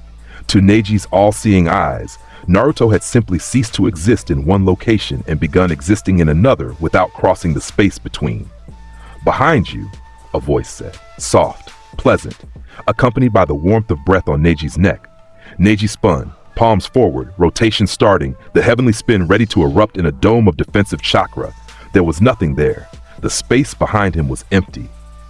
Your eyes see chakra, Naruto's voice came from his left. Neji pivoted. Nothing. They cannot see my soul. Right side. Neji's body was a blur of motion, spinning, palms out, the rotation building. And this time he committed. 8 trigrams palms revolving heaven erupted from him in a dome of pure chakra, a sphere of spinning defensive energy that repelled everything within its radius. Naruto stood outside it, 5 meters back, hands in his sleeves, watching the rotation spin with the mild interest of a man watching a top that has been wound too tight. "Impressive," he said. "A spinning cage. You use your chains as armor. There's poetry in that." The rotation slowed. Neji emerged from it, breathing hard, Byakugan straining. His face was pale. He couldn't track this opponent. He couldn't read this opponent. Everything he had been taught, that the Byakugan sees all, that no movement escapes its gaze, was being proven wrong by a boy who moved without chakra, without presence, without existing in the plane that the Hyuga eyes were designed to perceive. "What are you?" Neji breathed. The same question everyone asked. The only question. Naruto's hand came out of his sleeve. The wakizashi appeared. He held it at his side, loose, pointing down, the blade catching the stadium lights. "I'm the person Hinata-sama looked at while you were hitting her," Naruto said. "And you should know that makes me very, very invested in this conversation." He raised the blade, level, pointing at Neji across 5 meters of arena floor. The entire stadium, 40,000 people, held its breath. "Shoot to kill, Shinso." The blade screamed. Silver light extended, aimed high, above Neji, above the arena floor, punching through the air at chest height of the spectators in the stands.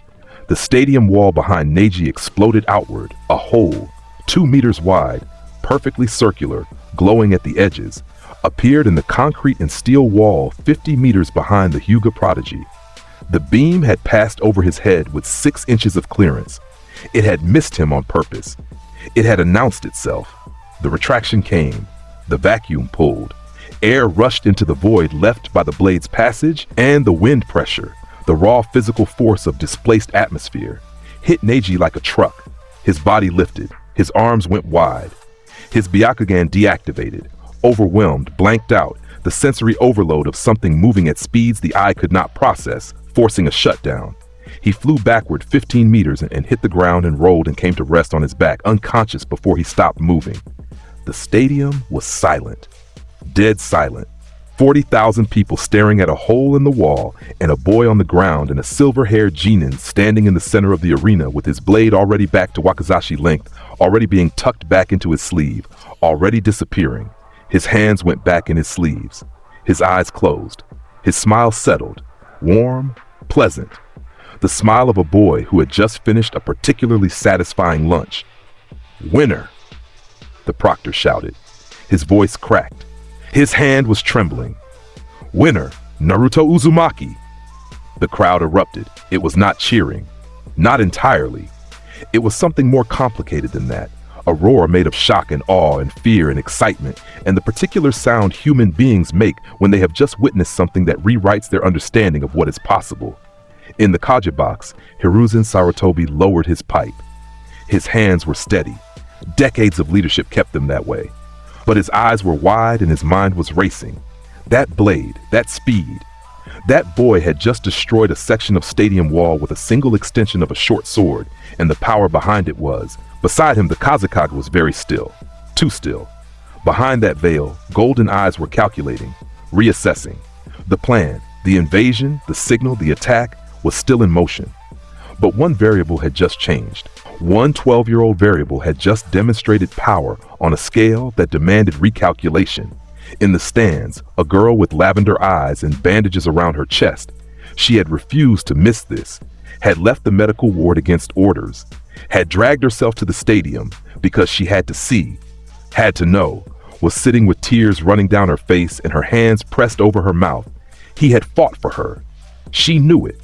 The way he'd said her name, the way his eyes had been open, truly open, in a way she'd never seen from him before. The way the entire fight had been a statement, and the statement was, "This is what happens when you hurt someone I am paying attention to." Hinata Hyuga sat in the stands with tears on her cheeks and her heart in her throat, and looked at the silver-haired boy in the arena below and understood, with the bone-deep certainty that comes from the heart rather than the mind, that she was loved. Completely. Terribly. By something ancient and powerful and gentle in ways it would never admit. Below, Naruto glanced up at the stands. His eyes found her, across 40,000 people, through the chaos and the noise in the distance.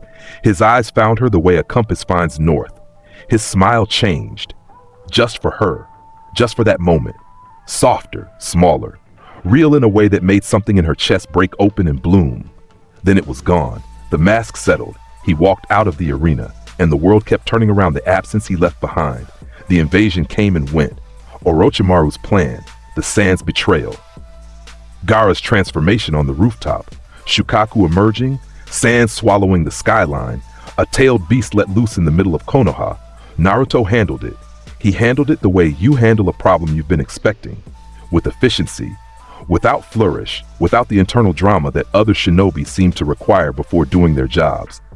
Gaara's sand, Shinso punched through it like paper. Shukaku's partial form, a burst of Reiatsu pressed it flat, compressed the sand, and forced the demon back into its jar. Naruto stood on a rooftop and looked down at the unconscious Gaara, a broken boy with a demon in his gut, just like him, and felt something like pity. "You're asleep in there, aren't you?"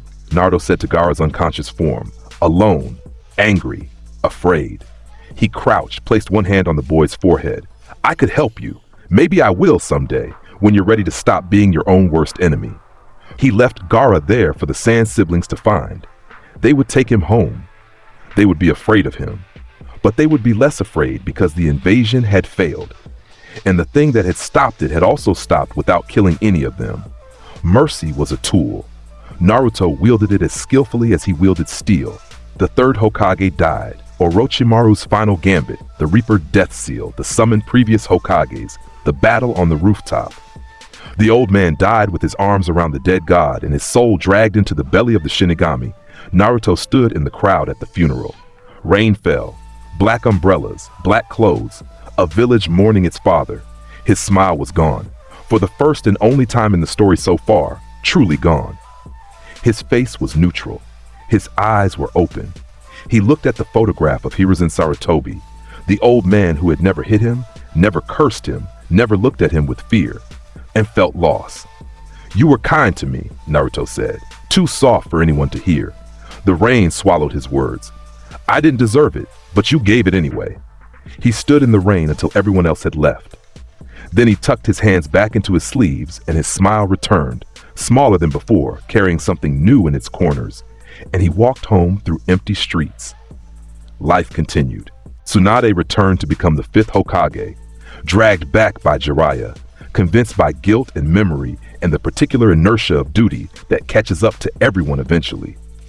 She looked at Naruto the first time they met, and something in her eyes went sharp. "You," she said. "You're the one Kakashi filed that report about." My, I have a file? How flattering, kid." Tsunade leaned forward. Her eyes were amber. Her strength was legendary. Her bullshit detector was impeccable. "I've seen a lot of weird things in my life, for I can tell when someone's hiding something. And you," she pointed at him, "are hiding an ocean behind a teacup. Is that what you think?" Naruto's eyes opened a fraction, blue meeting amber. "What a beautiful image, Lady Hokage. I'll treasure it." She watched him leave her office. Her hand was on her desk. Her nails had left marks in the wood. "Shizune," she said. "Yes, Lady Tsunade? That boy, keep an eye on him." "How many eyes?" "All of them." Sasuke left on a Tuesday. No, Sasuke left on a night without stars. He left without saying goodbye because saying goodbye implied coming back, and Sasuke Uchiha had made a decision that had nothing to do with return. Orochimaru's offer. Power. The promise of strength enough to kill Itachi. The Sound Four at the gates, waiting, and Sasuke walking toward them with his bag on his back and his team's headband still around his forehead. Tsunade assembled the retrieval team. Shikamaru, Kiba, Choji, Neji, Lee, arriving late, and Naruto. She called him to her office. Her face was serious. Her hands were folded on her desk. "Bring him back," she said. "Dead or alive?" Naruto asked. His smile was in place. The question was genuine. "Alive if possible. He's a Konoha shinobi until I say otherwise. And if he resists? Then make it so he can't resist. I'm told you're good at that." Naruto tilted his head. His eyes were closed. His smile was amused. "Lady Hokage, you wound me. I'm always gentle." He left, joined the retrieval team. Shikamaru briefed them, the Sound Four, their abilities, the likely route. Naruto listened with half an ear. He already knew how this would end. It would end with him and Sasuke alone at the place where everything either broke or healed. The Valley of the End. He left the others to handle the Sound Four. They were competent. They would survive or they would fail. And either way, Naruto had a single target and a single destination. He moved ahead, Shunpo carrying him through the forest faster than the others could track, faster than the eye could follow, and he reached the valley while the sound of battle still echoed behind him. Two statues, Madara Uchiha and Hashirama Senju, a waterfall between them, a river below, and standing on the head of the Uchiha statue, Sasuke, curse mark pulsing, Sharingan spinning, the arrogance of a boy who has chosen power over bonds radiating from every line of his body. Naruto appeared on the opposite statue, Hashirama's head, his hands in his sleeves, his smile in place, his hair moving in the mist from the falls. "Sasuke-kun," he said. His voice carried. It always carried. "Going somewhere?" Sasuke turned. His eyes, red, spinning, hungry, locked onto Naruto. His lip curled. "You're here to bring me back," Sasuke said. The curse mark crept across his skin. Black flames corrupted chakra, Orochimaru's gift and leash. "I'm not going back, Naruto. You can't stop me." "Can I? You think your little tricks will work on me? I have the Sharingan. I've evolved. You're standing between me and my goal, and your goal," Naruto repeated. "Killing your brother. Tell me, Sasuke-kun, when you kill Itachi with Orochimaru's borrowed power, will it feel like yours? Will you look in the mirror and see yourself? Or will you see the snake wearing your face?" Sasuke's face contorted. The curse mark flared. His chakra surged, dark, corrupt, burning with power that wasn't his but felt like it. "Shut up!" He dove. The Sharingan blazed, his hand filled with lightning, Chidori, the technique of his copied skill and desperate fury, crackling blue-white and screaming with the sound of 1,000 birds. Naruto watched him come, from above diving down, hand first, lightning first, fury first. A boy trying so hard to be strong that he'd forgotten what strength was. My, Naruto sighed. He sounded tired. For the first time in this entire story, he sounded genuinely tired. "You sad little boy, running to a snake, wearing borrowed power, throwing lightning at something you cannot understand." His hand came out. The wakizashi appeared. He held it with both hands pressed against his chest, blade forward, the way a priest holds a cross. Sasuke was 10 meters away. 5. The Chidori screaming. The curse mark spreading, covering his body, transforming him. Wings erupting from his back, dark and leathery and wrong. Curse mark stage 2. Full transformation. He looked like a demon. He moved like one. His speed had doubled. The lightning in his hand had turned from blue to black. Black Chidori, dense enough to crack the air around it. 3 meters. Kamishini no Yari Buto Renjin. Dance step, serial blade. Naruto thrust, once. The blade extended and retracted at bankai speed. 13 kilometers of reach compressed into 3 meters of distance. The acceleration and deceleration happening so fast that it created a line of pure white light in the air. Then again, and again, and again, and again. Dozens of thrusts in the space of a single breath. The wakizashi in his hands became a wall of white, a storm of extensions and retractions so rapid, so dense, so absolutely overwhelming that the space between Naruto and Sasuke became a solid sheet of killing light. The black Chidori hit the wall of white. It lasted 1/10 of a second. The lightning was shredded, broken apart. Individual thrusts of the blade intersecting the technique at speeds that made its own considerable velocity look like standing still. The technique died. The energy scattered. Sasuke's curse mark wings took the next dozen hits. They shredded, the leathery, corrupted material coming apart in strips, in ribbons, dissolving under the barrage of extensions that struck faster than nerve signals could travel. His wings died. His transformation faltered. Then the strikes found flesh, ribs cracking, collarbone fracturing, forearm snapping. Each hit was precise, aimed to break, aimed to disable, aimed to end without killing. Because the mission was alive. Because Tsunade said alive. And Naruto, despite everything, despite the smiling face and the ancient soul in the snake's heart, followed orders when they came from someone who had earned his respect. The Buto Renjin ended. Sasuke hung in the air for a moment. Broken wings trailing dark smoke, bones shattered, Sharingan fading, curse mark receding from a body too damaged to maintain it. He fell, like a stone, like a leaf, like a boy who had bet everything on borrowed power and come up empty. He hit the river below. The splash was enormous. Water rose, fell, settled. Naruto dropped from the statue. He landed on the water's surface, feet first, no splash, no ripple. His weight distributed across the surface tension like it was solid ground. He walked to where Sasuke floated face up in the water. Broken, unconscious, breathing, barely, shallowly, but breathing. He looked down at the Uchiha, at the pale face and the closed eyes and the curse mark, dormant now, exhausted, still visible on the neck. A boy who wanted to be a god and was, in the end, just a boy. My, Naruto said. He reached down and grabbed Sasuke by the collar, lifted him from the water, slung him over one shoulder like a sack of rice. Look at the mess you made. He stood in the valley. The statues towered above him. The waterfall roared. The mist curled around his feet. His burden was heavy in weight, in meaning, in the implications of what came next. He started walking. The forest path back to Konoha was long. The sun was setting. Golden light filtered through the canopy and caught his silver hair and made it burn like a filament. Sasuke was a dead weight on his shoulder, warm, alive, completely defeated without landing a single hit. The mission was complete. The retrieval was successful. The boy was coming home whether he wanted to or not. Naruto walked, and as he walked, he thought. He thought about a girl with lavender eyes who would be waiting at the gates.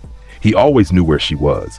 He always felt her presence, warm, trembling, bright, like a candle in a window.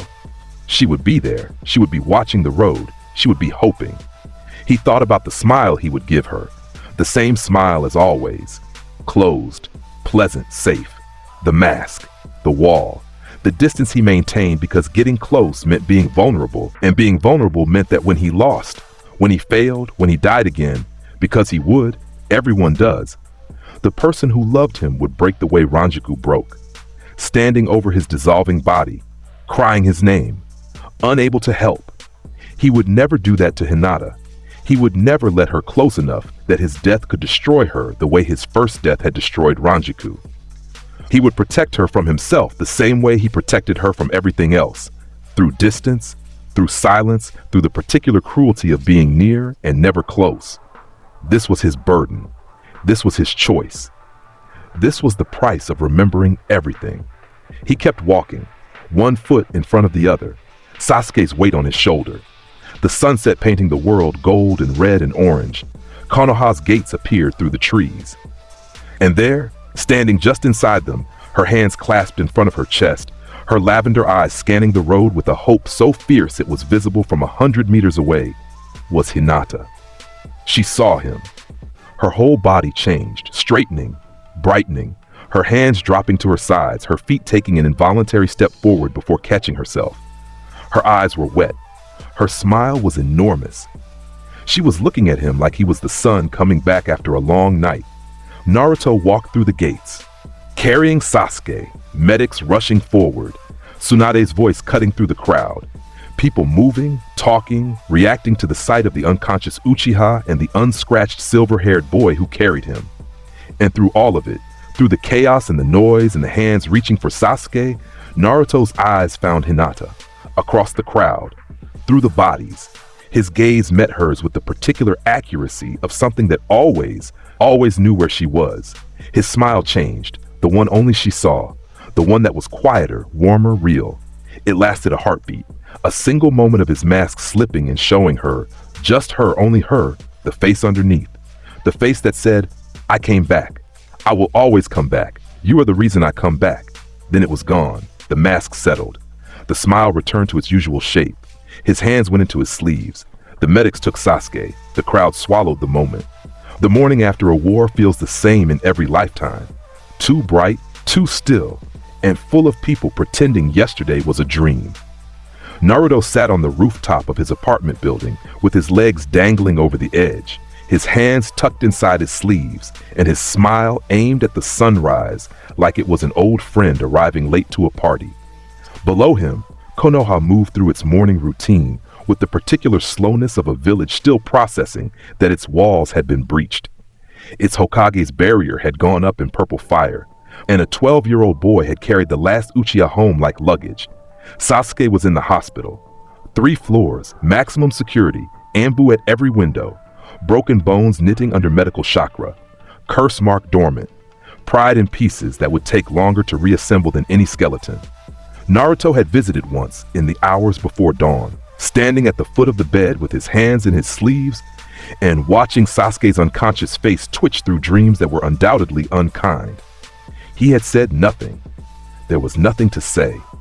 The Uchiha would wake and rage and be confined, and eventually, in months or years or however long it took for the weight of what he'd lost to become something he could carry instead of something carrying him, he would begin the long walk back to something resembling a person.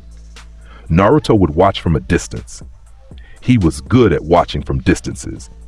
The sun crested the Hokage monument and poured gold across the rooftops, and Naruto tilted his face into it the way a cat tilts toward warmth, and his mind was already 3 moves ahead. Jiraiya's offer, the training trip, the years ahead. The road that would carry him away from this village, and the girl sleeping behind the walls of the Hyuga compound with her spiritual pressure like a heartbeat he could feel from any distance. 2.5 years. A long time to be gone. A short time, measured against the century he'd already lived. His smile settled. His eyes stayed closed. The village woke beneath him, and he let it. Jiraiya arrived at his door 3 days later with a scroll, a grin, and the particular energy of a man who believed he was about to mold raw talent into something extraordinary. "Pack light," the Sannin said. "We're leaving tomorrow, 2.5 years on the road. By the time I'm done with you, I'll be taller," Naruto finished. His smile was warm. His eyes were crescent moons of amusement. "Lead the way, Jiraiya-sensei. I'm a very attentive student." Jiraiya laughed. He clapped the boy on the shoulder. He had read Kakashi's reports and Tsunade's file and the Anbu evaluations, and he believed, with the supreme confidence of a Sannin, that whatever the boy could do, he could make better. He was wrong about almost everything. The first month, Jiraiya taught chakra control exercises. Naruto performed them flawlessly on the first attempt.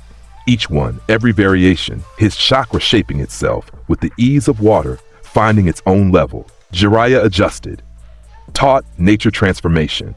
Naruto's wind affinity manifested with a single exercise, the leaf splitting cleanly before the Sannin had finished explaining the theory.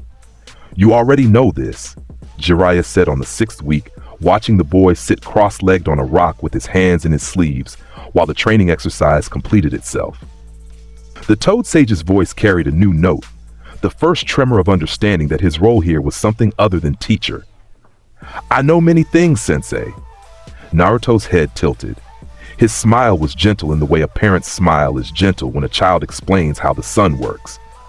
"But your company is pleasant, and the road has things to show me that staying home would have hidden." Jiraiya stared at him for a long time. Then the Sannin did something unexpected. He stopped teaching.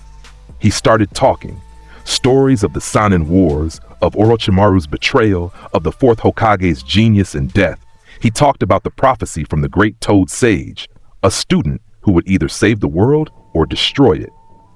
Naruto listened to that prophecy with his eyes closed and his smile unchanged and said nothing at all, because commenting on prophecies was beneath a man who had killed gods before prophets were born.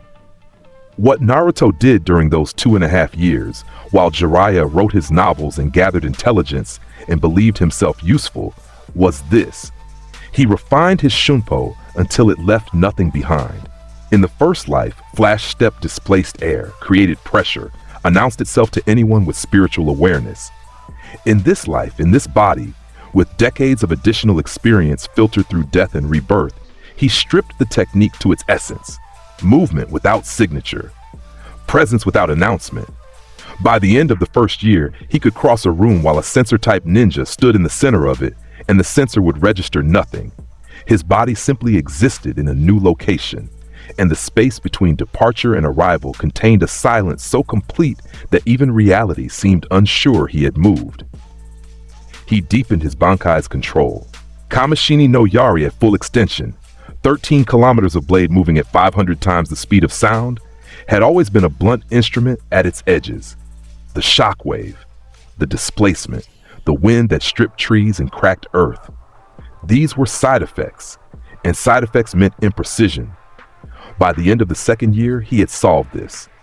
The blade extended with the same impossible speed, the same devastating reach, but the destruction traveled in one direction only. Where he stood, stillness. Where the blade went, annihilation. The energy was entirely directional.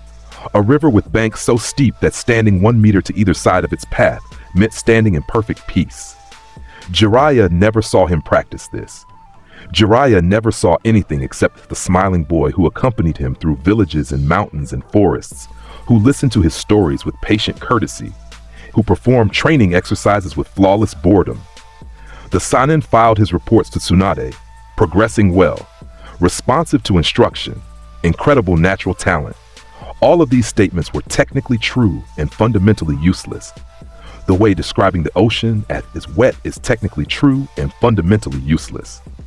In the second year, on a night when the moon was full and Jiraiya was asleep in an inn 17 miles away, Naruto stood outside the walls of the Hyuga compound. He had traveled back to Konoha alone, Shunpo across countries in a matter of hours, distances that meant nothing to a man who could move at the speed of a soul's intention. He stood in the street with his hands in his sleeves and his back against the wall opposite the compound gates, and he did nothing. He felt her. 3rd floor, east wing, 2nd room from the corner. Her spiritual pressure, warm, steady, stronger than it had been 2 years ago. The trembling was gone. The constant flicker of uncertainty that had colored her presence since childhood had been replaced by something firmer. She had been training, growing, becoming. He stood there for 10 minutes, feeling her breathe through the wall, feeling the rhythm of her sleep, even, peaceful, the rhythm of someone who had found something to build herself on that was genuinely her own. His smile did something complicated in the darkness, something that involved the corners turning down before turning up, something that lived in the space between happiness and grief. Then he turned and walked away, down the street, into the night, back across countries to rejoin a sleeping Sanin who would never know he had been gone. He told himself nothing about why he came. The telling was unnecessary. The knowing was enough. 2.5 years passed away, years passed for immortal things, at a speed that mattered only in terms of what grew while the time spent itself. When Naruto walked back through Konoha's gates, he was taller by 5 inches. His hair fell past his collar in a silver blonde sweep that moved like something alive, and his gray coat had been replaced by a longer one, pale, almost white, with sleeves wide enough to hide armies in. The smile was exactly the same. The posture was exactly the same. The presence, vast, ancient, pressing against the boundaries of the body containing it, was exactly the same. Tsunade met him at the gate. She looked at him for 5 full seconds without speaking. Her eyes moved from his face to his hands, to the way the air around him seemed heavier than the air around everyone else, the way heat distortion gathers above summer roads. "You're terrifying," she said. His eyes opened a crack. Blue light between the lids. His smile widened with genuine pleasure. "And you're still beautiful, Lady Hokage. I see time treats us both with exceptional kindness." She huffed, something between a laugh and a warning, but her shoulders relaxed a fraction because the boy who had left had come back, and whatever he had become in the interim, he was still hers, still Kanoa's, still smiling at her with warmth that she had learned to trust, despite every instinct telling her that trusting something this dangerous was a fool's exercise. "Report to the training grounds for reassessment," she said. "Team 7 reform." "Of course, Lady Hokage." He bowed, shallow, graceful, the bow of a man who respects the office more than the requirement. Then he walked past her into the village, his long coat moving in a breeze that touched only him. The training ground was green and alive in ways that 2 years of recovery had made possible. The 2-kilometer scar from the bell test had regrown, trees filling in the wound, nature overriding the evidence of what he'd done. Kakashi was waiting, older by the circles under his eye, but otherwise unchanged. Sakura was there, stronger now, Tsunade's training visible in the width of her stance and the confidence of her hands.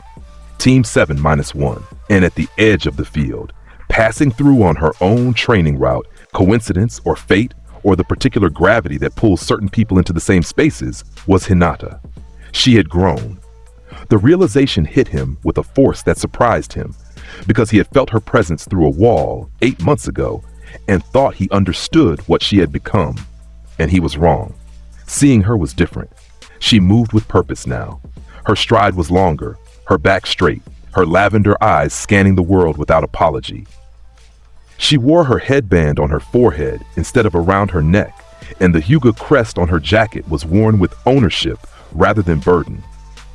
She saw him across the field and stopped walking. Her body went still the way bodies go still when they encounter something that short-circuits the distance between seeing and feeling. Her eyes widened, taking him in, all of him, the height and the hair and the coat and the face that was the same impossible face that she had been carrying in her memory for 2.5 years. He saw her, and his smile did something it almost never did. It faltered. For a quarter of a second, less than a blink, less than a breath, the mask slipped, and what lived beneath it was visible on his face like light through a crack in a door. Something raw, something that had been waiting. She noticed, her lips parted. Her hand came up to her chest, an old habit, a leftover from the girl she'd been, but different now. Less self-conscious, more like pressing down something that was rising too fast. Neither of them moved. The field stretched between them, 30 meters of green grass and morning light. Kakashi and Sakura were talking behind him, their voices distant and irrelevant. The world was a painting with two figures in the foreground, and everything else faded to background wash. His smile rebuilt itself, settled back into place. His hand came up from his sleeve, just one, just briefly, and he raised 2 fingers in a small wave, a greeting, an acknowledgement, a statement that said more in its casualness than any grand gesture could have. Hinata smiled back, and her smile was new, steady and warm and entirely sure of itself. The smile of a woman who knew what she was looking at and was content to wait for it to come to her in its own time. She turned and continued her route. He turned back to his team. The moment ended. The weight of it remained. The Akatsuki came for Gaara on a morning that smelled like sand and old blood. Naruto heard about it through channels that had nothing to do with official dispatch. Felt it, rather, in the distant tremor of a Biju's chakra signature being forcibly suppressed. The one tail flickering like a candle being cupped by hands that intended to smother it. He was at Tsunade's desk within the hour. "The Kazekage has been taken," Tsunade said, briefing papers in hand, her voice carrying the weight of the alliance and the threat. "Team 7 and Team Guy are assigned to." "I'm going," Naruto said. His hands were in his sleeves. His posture was loose. The statement was not a request. Tsunade looked at him. Her jaw worked. There was a time, early in her tenure, before she understood what he was, when she would have argued, would have cited protocol, would have made him ask properly. That time had ended the day she watched training ground footage and understood that protocol existed for people who operated within the boundaries of what was possible. "Go," she said. "Bring back the Kazekage. Try to leave the landscape intact." My. His smile warmed. "I make no promises about landscapes." He moved through the desert faster than the team. Shunpo across sand dunes, across flat badlands, across distances that took others days. He arrived at the Akatsuki base while the extraction was still in progress. The massive cave, the ceiling statue with its 9 eyes, the holographic figures of black-cloaked criminals projected from across the world. And at the cave's entrance, standing guard with the particular confidence of S-rank missing nin who believed themselves untouchable, Deidara of the Hidden Stone, artist and bomber, perched on a clay bird 100 meters above the ground, and Itachi Uchiha, standing at the cave entrance with Kasame Hoshigaki at his side. Naruto appeared on the ground below Deidara's position. He did not announce himself. He was simply there, between one heartbeat and the next, standing in the open with his coat moving in the desert wind and his face tilted upward toward the clay bird circling overhead. Deidara saw him from altitude. The bomber's scope-enhanced eye tracked the silver-haired figure, and a grin split his face. The manic, hungry grin of an artist who has found a new canvas. "What's this, yeah? A little genin all alone?" Deidara's hands were already in his clay pouches, mouths chewing, shaping, creating. "Perfect, I'll make you into art un." Clay birds descended, a dozen, then 2 dozen. White shapes with wings spread, diving toward the figure on the ground with explosive cores burning hot enough to crater stone. They were beautiful, in the way that destruction is beautiful. Precise geometry given temporary wings. Naruto watched them fall. His smile was in place. His eyes were closed. "An artist," he said. His voice carried upward despite the distance, despite the wind. "I've met artists before. They always believe their medium makes them immortal." The clay birds reached him and detonated.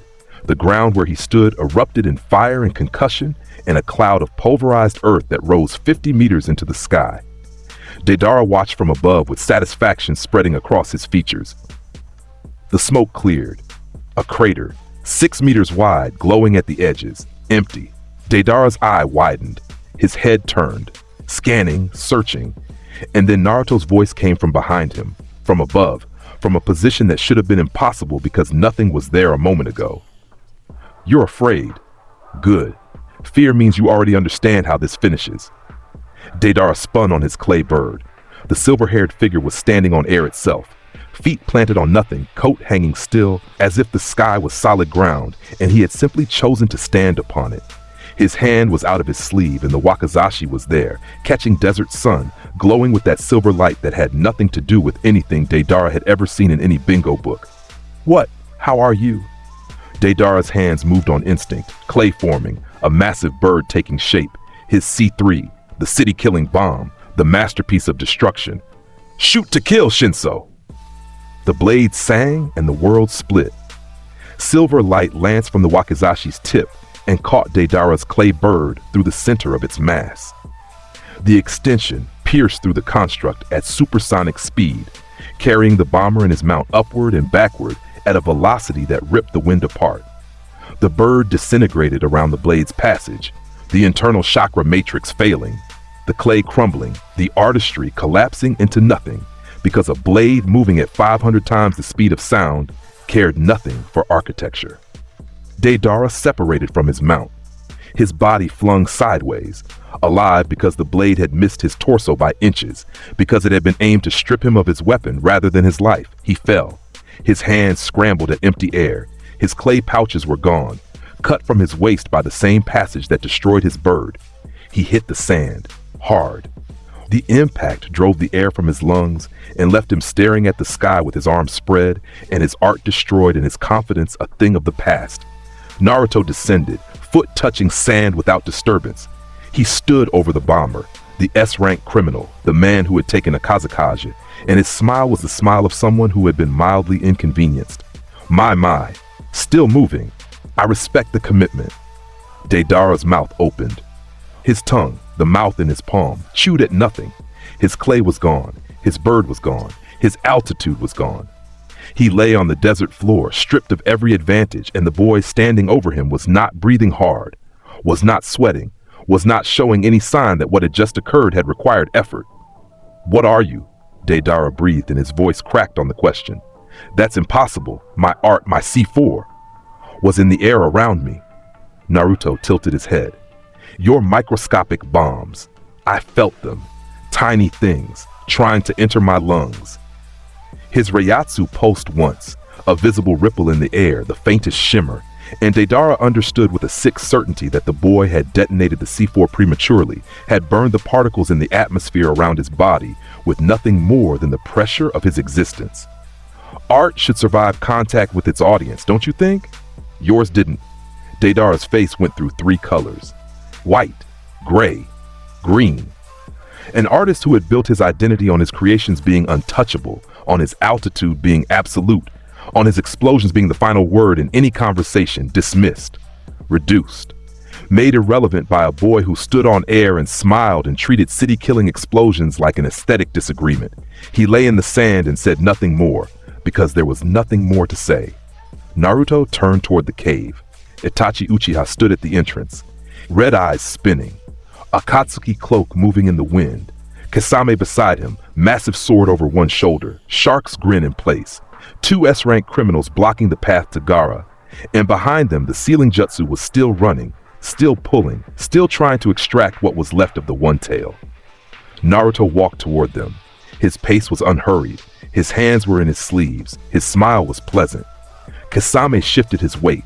Samahata pulsed on his back, the living sword, sensing chakra, sensing something else that made it shiver and press closer to its wielder's spine. The shark man's grin flickered. "That's a lot of presents for one kid," Kasame said. His hand tightened on the sword's hilt.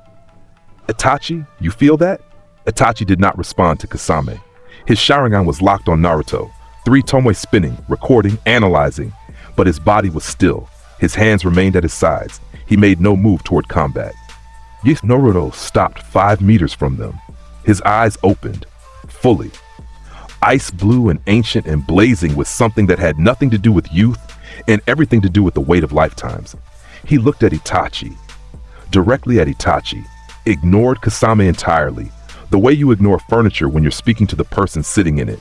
Something passed between them, a recognition. 2 men who had worn villains' faces for the sake of people they loved. 2 men who had walked through decades of hatred and loneliness and misunderstanding because the truth, their truth, the one that mattered, required it. Naruto saw Itachi and recognized the shape of the sacrifice beneath the cloak, the way you recognize a language you speak fluently even when it's written in someone else's handwriting. Itachi saw Naruto and his Sharingan stop spinning. The tomoe went still. His red eyes were wide, and for a single moment, visible, undeniable, the mask of the cold-blooded killer slipped, and beneath it was a man who was very tired and very alone, and suddenly, unexpectedly seen. Itachi stepped aside. Kasame's head snapped toward his partner. "Itachi! Stand down, Kasame!" Itachi's voice was even, but his eyes remained on Naruto. "This one is beyond us." Beyond? Kasame's grin was gone, replaced by something more cautious, more animal, the instinct of a predator recognizing a larger predator's territory markers. He looked at Naruto, at the smile, at the eyes, at the space around the boy that seemed to press outward like gravity reversed, and his hand left Samehada's hilt. Naruto walked between them, through the gap Itachi had created. His shoulder passed within inches of the Uchiha, and as it did, his lips moved. "He misses you," Naruto said, soft enough for Itachi alone. "More than he wants to kill you." Itachi's hand clenched at his side. His jaw tightened, but he said nothing, and Naruto passed through and entered the cave. Inside, the extraction was failing. The holographic figures of the other Akatsuki members flickered and destabilized as Naruto's Reiatsu filled the cave. Dense, overwhelming, interfering with the chakra matrix of the ceiling statue. The connection frayed. The pull on Gaara's Biju stuttered and stopped. Naruto found Gaara's body on the ground. The boy, the Kazekage now, rings under his eyes, sand gore depleted, was alive. His chakra was weak, his seal damaged, but the one tail was still inside him. The extraction had been interrupted early enough. He knelt beside Gaara and placed one hand on the boy's chest, pumped a thread of his own energy through, a trickle of Reiatsu that revitalized what the extraction had drained, kick-starting systems that had been shutting down. Gaara's eyes opened, teal and exhausted and confused. They found the face above them, the silver hair, the slitted eyes, the smile. Uzumaki.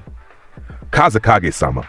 The title was given without irony, genuine respect for a boy who had taken his demon and his loneliness and built a village's love out of it. "You're alive. Your people will be relieved." Gaara stared at him. His lips moved, but whatever he was trying to say died before it reached air. On the journey back, Gaara carried by his siblings, the Sand Village delegation surrounding their leader like a shell around something fragile, Naruto walked beside the stretcher. Once, when the others had fallen back and the night was blue around them, he spoke. "You and I carry the same weight," Naruto said. His voice was low, meant for one person. "The difference between us is that you decided the weight made you strong. You let them see you carry it, and you let them watch you stand under it, and they loved you for it." A pause. His smile thinned. "I never gave them the chance. That makes you braver than me, Gaara." Gaara looked at him from the stretcher. His eyes were clearer now, still exhausted but present, awake, understanding. He did not smile because Gaara had never learned how, but his hand moved on the stretcher, a fist unclenching, fingers opening, a gesture of acknowledgement from a man who understood being alone and understood being seen and understood what it meant when someone bridged the distance between those two things. Neither of them spoke again for the rest of the journey. Sasuke killed Orochimaru on a night Naruto felt from 3 countries away. The snake's spiritual pressure, slick, wrong, layered with stolen bodies, flickered and was consumed. swallowed by something younger and hungrier and less patient. Sasuke's signature bloomed in its place, fierce, burning, wrapped in borrowed scales. Naruto felt it happen, and his smile went thin at the edges. The boy had absorbed the snake, taken the power, added it to the collection of stolen things that Sasuke called a foundation. And now, burning with new strength and old hatred, the Uchiha was moving toward Itachi, toward the truth he did not know was waiting, toward the moment that would either rebuild him or reduce him to nothing. Naruto followed at a distance that crossed continents without effort. He did not interfere. He watched. The fight between brothers happened in a place of old ruins and older grief. Amaterasu, black fire burning the sky. Kirin, lightning called down from storm clouds. Susanoo, a spectral warrior made of pure will and desperation. The techniques were enormous. The destruction was absolute. Two Uchihas tearing themselves apart with everything they had, because that was what Uchihas did. They burned and they burned each other, and they called it love. Itachi fell. He fell with a smile on his face. He fell with his hand reaching forward, two fingers extended, pressing against Sasuke's forehead the way he'd done in childhood, the way brothers do when they're saying something their mouths refuse to form. He fell and hit the ground, and the rain started, because the universe has a sense of the dramatic, even when the characters do not.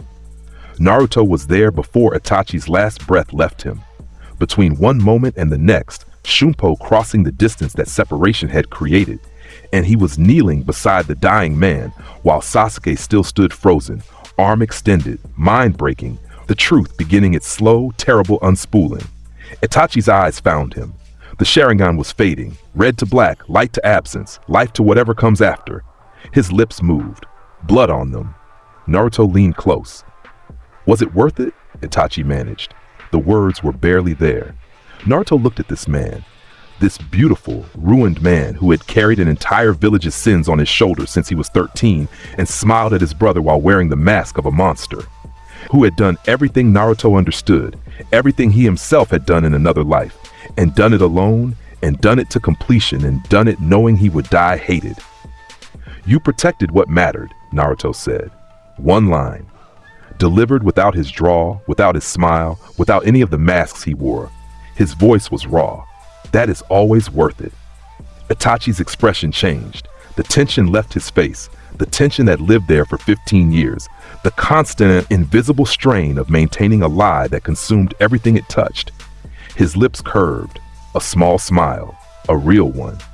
The smile of a man who had been carrying a question for his entire adult life and just received an answer from the only person qualified to give one. His eyes closed. He went still. Naruto stood. The rain hit his shoulders and ran down his coat. He turned to Sasuke. The Uchiha was on his knees, his hands still extended. His Sharingan was spinning wildly, Mangekyo awakening, the pattern shifting, the grief rewriting his eyes in real time. His face was a landscape of collapse. Everything he'd built himself on, the hatred, the goal, the righteous fury, crumbling as Itachi's final gesture, and its implications worked through his mind like acid through iron. He loved you, Naruto said. His drawl was back. His smile was back. But his eyes were open, and what lived in them was something Sasuke would remember for the rest of his life. Every terrible thing he did was love wearing the only clothes it had. You can spend the rest of your life being angry about the outfit, Sasuke-kun. Or you can grieve your brother like the man who just died deserved to be grieved. Sasuke's mouth opened. A sound came out, not words, something lower and more broken than words, the sound of a foundation giving way. Naruto turned and walked into the rain. He did not look back. He did not wait. What Sasuke built from the rubble of himself was Sasuke's work, and no one could do it for him. The rain swallowed his figure, the gray coat fading into gray weather. And behind him, a boy knelt beside his brother's body and wept for the first time since he was 7 years old. And the weeping was ugly and real, and the beginning of something that might in time become a life worth living. Konoha burned on a morning that began with birdsong. 6 bodies descended from the sky. 6 paths of pain. Orange hair, ringed eyes, black piercings studding dead flesh that moved with borrowed life. They landed on rooftops, in streets, on the Hokage monument itself. And then they began. The Asura path fired.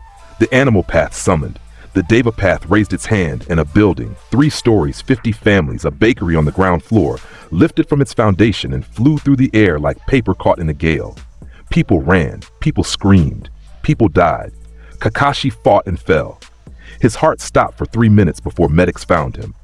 Choza Akimichi expanded to full size and was swatted aside by a mechanical arm.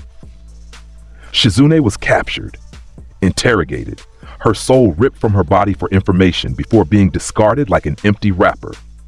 The village burned, the village that had hated him, the village that had feared him, the village that contained within its walls a girl with lavender eyes and a smile that made something ancient ache behind his ribs. Naruto felt it from the mountain where Jiraiya's toads had found him. He felt the deaths, spiritual signatures winking out like candles in wind. He felt the fear, a village-wide pulse of terror so dense it had flavor. And he felt her, Hinata, her pressure spiking, fear, determination, something fierce and bright and alive, in the middle of a killing field. He moved. Shunpo from the mountain to the village, a distance of 200 kilometers crossed in a span that had nothing to do with seconds and everything to do with will. He arrived in Konoha's airspace and descended through smoke and ash and the particular smell of a city dying, and he landed in the center of the main road, the thoroughfare that ran from the gates to the Hokage Tower, and his feet touched rubble and the sound of his arrival was nothing. He was simply there. The fighting stopped. Around him, in a radius that expanded outward like a wave, combat ceased. Konoha shinobi who had been losing, who had been dying, who had been on their knees with blood on their faces and despair in their lungs, looked up and saw the silver-haired figure standing, in the road with his hands in his sleeves and his smile in place, and every single one of them felt the same thing. The weight shifted. Every path of pain stopped moving. 6 bodies spread across the village, each with their ringed eyes fixed on the same point. The shared vision focusing. The single mind behind 6 puppets turning its attention toward the thing that had just entered its theater of war. The Deva Path descended to the main road, Yahiko's face, dead and beautiful and used, ringed eyes that held the conviction of a god who believed his own divinity. He landed, 40 meters from Naruto, and the ground between them cracked under pressures that were invisible and absolute. "The 9 tails Jinchuriki," Pain said. His voice was flat, carrying the weight of doctrine and grief and decades of rage compressed into religious certainty. "I have destroyed your village to draw you out, to prove a point about pain, about the insufficiency of peace built on lies." Naruto stood in the road. Ash fell around him like gray snow. Fires burned in buildings on both sides. The smell of death was in the air, and his smile was unchanged. "You summoned me to a battlefield," Naruto said. His voice carried. It always carried. "That's a mistake you make twice." Pain's ringed eyes narrowed. "Twice? Once to learn, once to die." His hands emerged from his sleeves, both of them. The wakizashi appeared in his right hand. His left hung loose. His eyes opened wide, blue, blazing with the light of a soul that had been 100 years in the making. "Which time is this?" Pain raised his hand. Almighty push. Gravitational force erupted from the Deva Path's palm, a wave of repulsion that had crushed buildings, that had cratered streets, that had turned architecture into projectiles and people into stains. It hit Naruto with the force of a continent pressing. His feet slid back 3 inches. His coat billowed. His hair moved. He smiled. My.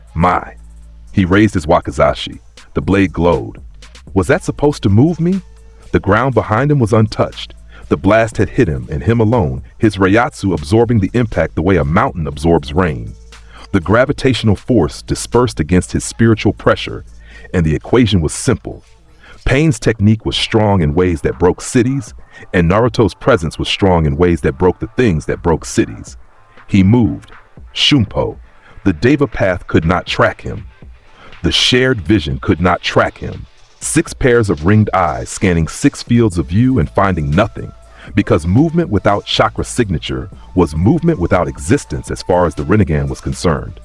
Naruto appeared behind the Asura Path, the mechanical one, the one with missiles and blades, and the engineering of a god who had forgotten that flesh was supposed to be enough. His wakizashi thrust once. Shoot to kill, Shinso. The extension punched through. the path's torso, and through the building behind it, and through the next building and the next, a straight line of silver light that passed through 3 city blocks in 1/100th of a second and reduced the mechanical path to 2 halves that fell in opposite directions. The blade retracted. The vacuum pulled debris inward. 5 paths remained. They converged. The animal path summoned, a massive dog, multi-headed, splitting into more heads each time it was struck. It lunged toward Naruto with jaws wide enough to swallow wagons. Naruto released his Reiatsu in a targeted pulse, and the summoned creature collapsed, legs folding, heads dropping, the spiritual weight crushing it flat against the ground, until the chakra sustaining it failed and it vanished in smoke. The human path reached for him, the soul extraction technique, the hand that pulled thoughts and life from living bodies. Its fingers closed around nothing. Naruto was behind it.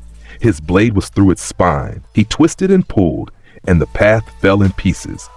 The Prita path appeared at his right, hands forward, the absorption barrier active, the technique that drank chakra like water and turned strength into nothing. Its palms pressed against Naruto's chest. It drank nothing.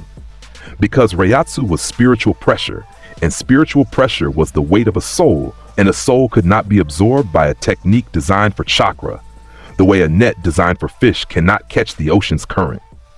The Prita path's hands were on his chest, and its absorption technique was running at full power, and Naruto stood there with his smile in place and watched the confusion register on a dead man's face. He gripped the path's wrist, pulled it close.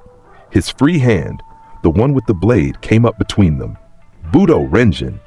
A dozen thrusts, extensions and retractions at bankai speed, each one a line of white light that existed for less than a heartbeat. The Prita path became a collection of pieces that the breeze scattered. 3 paths remained. The Naraka path, the regenerator, the one that restored the others. The animal path, a second body, summoning from a distance. And the Deva path, Yahiko's body, the strongest, the one with gravitational dominion. Naruto turned to face all 3. They stood in a line across the ruined street, ringed eyes blazing, the shared mind behind them adjusting, recalculating, trying to find a strategy against something that should not exist. "I don't fight to win," Naruto said. His smile was gone. His face was open and his eyes were full, and what lived in them was older than anything the Rinnegan had ever witnessed. "I fight to end things. There's a difference." He raised the wakizashi, held it level, pointed at the 3 paths across 50 meters of broken street. Kamishini no Yari, God-killing spear. The blade extended at full power. 13 kilometers of reach compressed into the 50 meters between him and his targets. The acceleration was absolute. Mach 500 in a distance of 50 meters meant the blade arrived before the air it displaced knew it was gone. The extension passed through all 3 paths simultaneously. The Naraka, the animal, the Deva, passing through their cores, through the chakra receivers that sustained them, through the receiver's connection to the mind that controlled them. 3 bodies fell. The Deva path, Yahiko's body, hit the ground last. The ringed eyes stared at the sky. The gravitational powers faded. The presence, the overwhelming, godlike presence that had been pressing on the village since the attack began, lifted. Konoha went silent. And then, a direction, a signal. The chakra receivers in the 6 bodies pointed like compass needles toward a single location outside the village. A tree, a paper woman standing guard, and inside, a machine, and in the machine, a man. Naruto followed the signal. Shunpo carried him through the village's outskirts, through forests, to a tree made of paper and jutsu and secrecy. Konan, the woman of paper, Nagato's guardian, his last remaining friend, stood at the entrance with her arms folded and her eyes carrying the weight of someone who has watched everything she built collapse in real time. She did not fight him. She looked at his face, at the smile, at the eyes, and stepped aside, because she could feel what he was, and what he was made fighting irrelevant. Inside, the life support, the tubes, the machine, and in the machine's embrace, Nagato, skeletal, withered, a man who had poured every ounce of his vitality into 6 corpses and a philosophy and had nothing left for himself. His ringed eyes, the real ones, the source, stared at Naruto from a face that was more skull than flesh. "You are here to kill me," Nagato said. His voice was thin, paper over glass. "I'm here to look at you," Naruto said. He stood at the base of the machine. His hands were in his sleeves. His smile was absent. His face was the face beneath the face, open, reading, seeing. I wanted to see what was left of the boy who watched his friend die and decided the world should pay for it. Nagato's jaw clenched. You know nothing of my pain. Her name was Yahiko's Takeri, Naruto said, and the words landed like a hand closing around a throat. But you made it yours. You took his face and wore it as a weapon and called that loyalty. You took his dream and inverted it and called that justice. His eyes opened fully, blue and endless. Tell me about Konan. Tell me about the woman standing outside. Tell me she doesn't look at you and see the boy she loved being worn as a mask by the man he became. Nagato's face collapsed, the doctrine cracked. The religious certainty, the absolute conviction that pain created understanding, that destruction created peace, crumbled because beneath it was a simpler truth. A boy had lost his friend and built a church out of grief because the alternative was admitting that grief had won, that he had let it win, that every death since, every village destroyed, every jinchuriki extracted, every path of pain descending from the sky was a eulogy for a man named Yahiko that had been running for 20 years and never once stopped to ask what Yahiko would have wanted. Nagato's hands trembled on the machine's armrests. I believed. You believed because believing was easier than mourning. Naruto's voice was soft, without malice. The voice of someone who understood loss the way a river understands flowing, completely from the inside, with the patience of something that has traveled the full distance. Mourn him, Nagato. Let it end. The ringed eyes blinked. Tears tracked down hollow cheeks. And Nagato, the man who called himself a god, who built a religion on suffering, who broke nations, made a choice. His hands formed seals, the outer path, the technique that revived the dead. His chakra, what remained of it, what thin thread still connected him to life, poured outward, downward into the earth, reaching for every soul his paths had taken today and pulling them back. Konoha's dead rose, hearts restarted, lungs filled. The village, broken, burning, devastated, received its people back like a people miracle that cost everything. Nagato's body sagged. His eyes lost their light. His breathing thinned to nothing, and his last exhale was a sound like release. A man finally setting down a weight he should have set down decades ago. He died with his real face. The face of the boy from the rain. Naruto stood in the tree and watched him go. His smile returned, small, somber, carrying the weight of the moment without performing it. He turned and walked out. Konan was crying, standing straight, composure intact, but tears falling from amber eyes that had seen the last person she loved choose, at the end, to be the person she remembered rather than the person he'd become. Naruto passed her without speaking.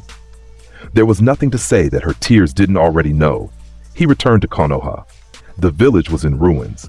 Buildings toppled, streets cratered, the infrastructure of a generation reduced to rubble.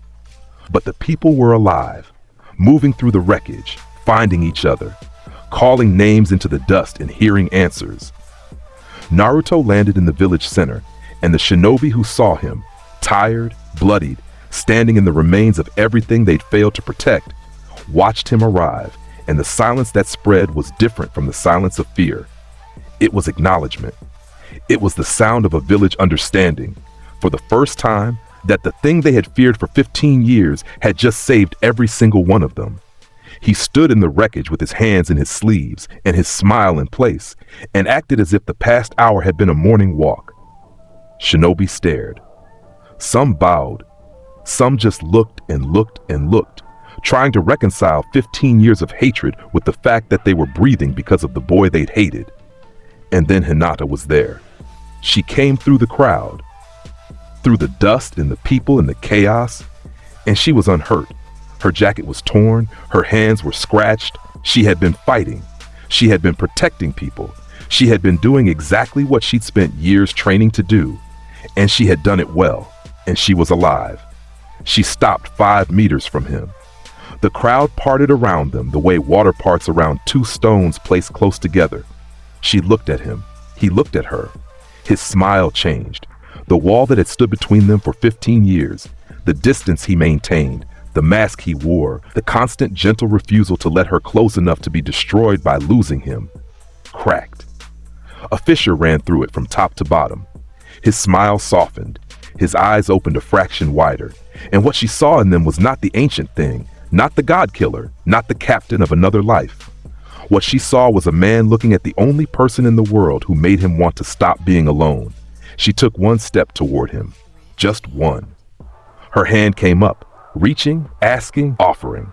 He looked at her hand, at the fingers extended toward him, at the bravery in that small gesture. Bigger than facing pain, bigger than any fight she'd ever fought. Because this was the thing that scared her most, and she was doing it in front of everyone. He did not take her hand. He did not close the distance. But his smile stayed changed, and he gave her the smallest nod, a movement so slight that only she, watching with 15 years of practiced attention, could have caught it. A promise, a someday, a crack in the wall that would not be repaired. She lowered her hand. She smiled. The smile of a woman who had just received a yes disguised as patience. The crowd swallowed the moment. The world moved on. But the crack remained. Weeks later, in the rebuilding, on a night when the village was half tents and half new timber, and the smell of sawdust replaced the smell of ash, they were alone. A coincidence of roots, a training ground at dusk. Hinata finishing her forms, her movements flowing like water through stone channels, beautiful in the particular way that competence is beautiful. And Naruto, passing through, stopping at the edge of the field because his feet refused to carry him past her. She saw him, lowered her hands, her breath was even. Her hair fell around her shoulders, and the last light of sunset caught the lavender of her eyes and made them glow. "You've gotten strong," Naruto said, leaning against a post. His tone was the usual drawl, but something in it was warmer. Something in it was real. "I had someone to keep up with." Her voice was steady, amused even. The trembling girl was gone. In her place stood someone who could match his deadpan with her own particular warmth and make it look effortless. His head tilted. His smile did something she had never seen. It widened unevenly, one corner pulling higher than the other, and his eyes opened to show the blue beneath, and for a heartbeat he looked his actual age. Young, surprised, charmed. "Keep up with?" he said. "You were never behind, Hinata." She looked away, turned her head so he would not see the smile that broke across her face, bright and enormous, and entirely too honest for public consumption. Her hand came up to press against her mouth. He saw it anyway. His own smile warmed. He pushed off the post, walked away with his hands in his sleeves, but his step was lighter than usual, and the drawl he aimed over his shoulder carried a texture it normally lacked. "Same time tomorrow?" She looked back, her hand still at her mouth, her eyes bright above her fingers. She nodded. He vanished into the evening, and the crack in the wall became a fissure, and the fissure became a door, and the door was opening 1 degree at a time. Obito Uchiha revealed himself to the world, wearing Madara's name and a mask that was cracking from the inside. The war came. The Fourth Shinobi World War. Every nation mobilized, every alliance activated, every living shinobi with a headband standing in formations that stretched to the horizon. The Akatsuki's White Zetsu army rising from the earth in hundreds of thousands. The Edo Tensei bringing back legends, dead warriors resurrected, fighting against their will, their techniques and their memories made into weapons. Naruto moved through the war like a current through water. He appeared where the lines were breaking. He arrived where the legends were winning. Shinso sang on a dozen fronts, silver light cutting through resurrection after resurrection, bisecting the regeneration of Edo Tensei bodies until the sealing teams could close in. He moved too fast for any front to hold him, too powerful for any enemy to last against him more than moments. But the war was a stage, and the main act was coming. Obito shed his mask. He stood on a ridge above the Allied forces' main camp, his face visible for the first time. That scarred half, that Sharingan-Rinnegan combination, the face of a boy who had died in a cave and been rebuilt by something that wanted the world to end, wearing the grief of a 13-year-old like armor over 30 years of accumulated atrocity. His voice carried over the battlefield. The Moon's Eye Plan, the infinite Tsukuyomi, a dream of a world without loss, without pain, without the specific moment where Rin's heart had met Kakashi's hand and everything that Obito was had come apart at the seams.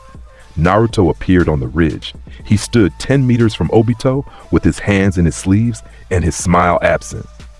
His face was neutral, open, reading, the way it had been with Itachi, the way it only was when he recognized something in another person that lived in himself.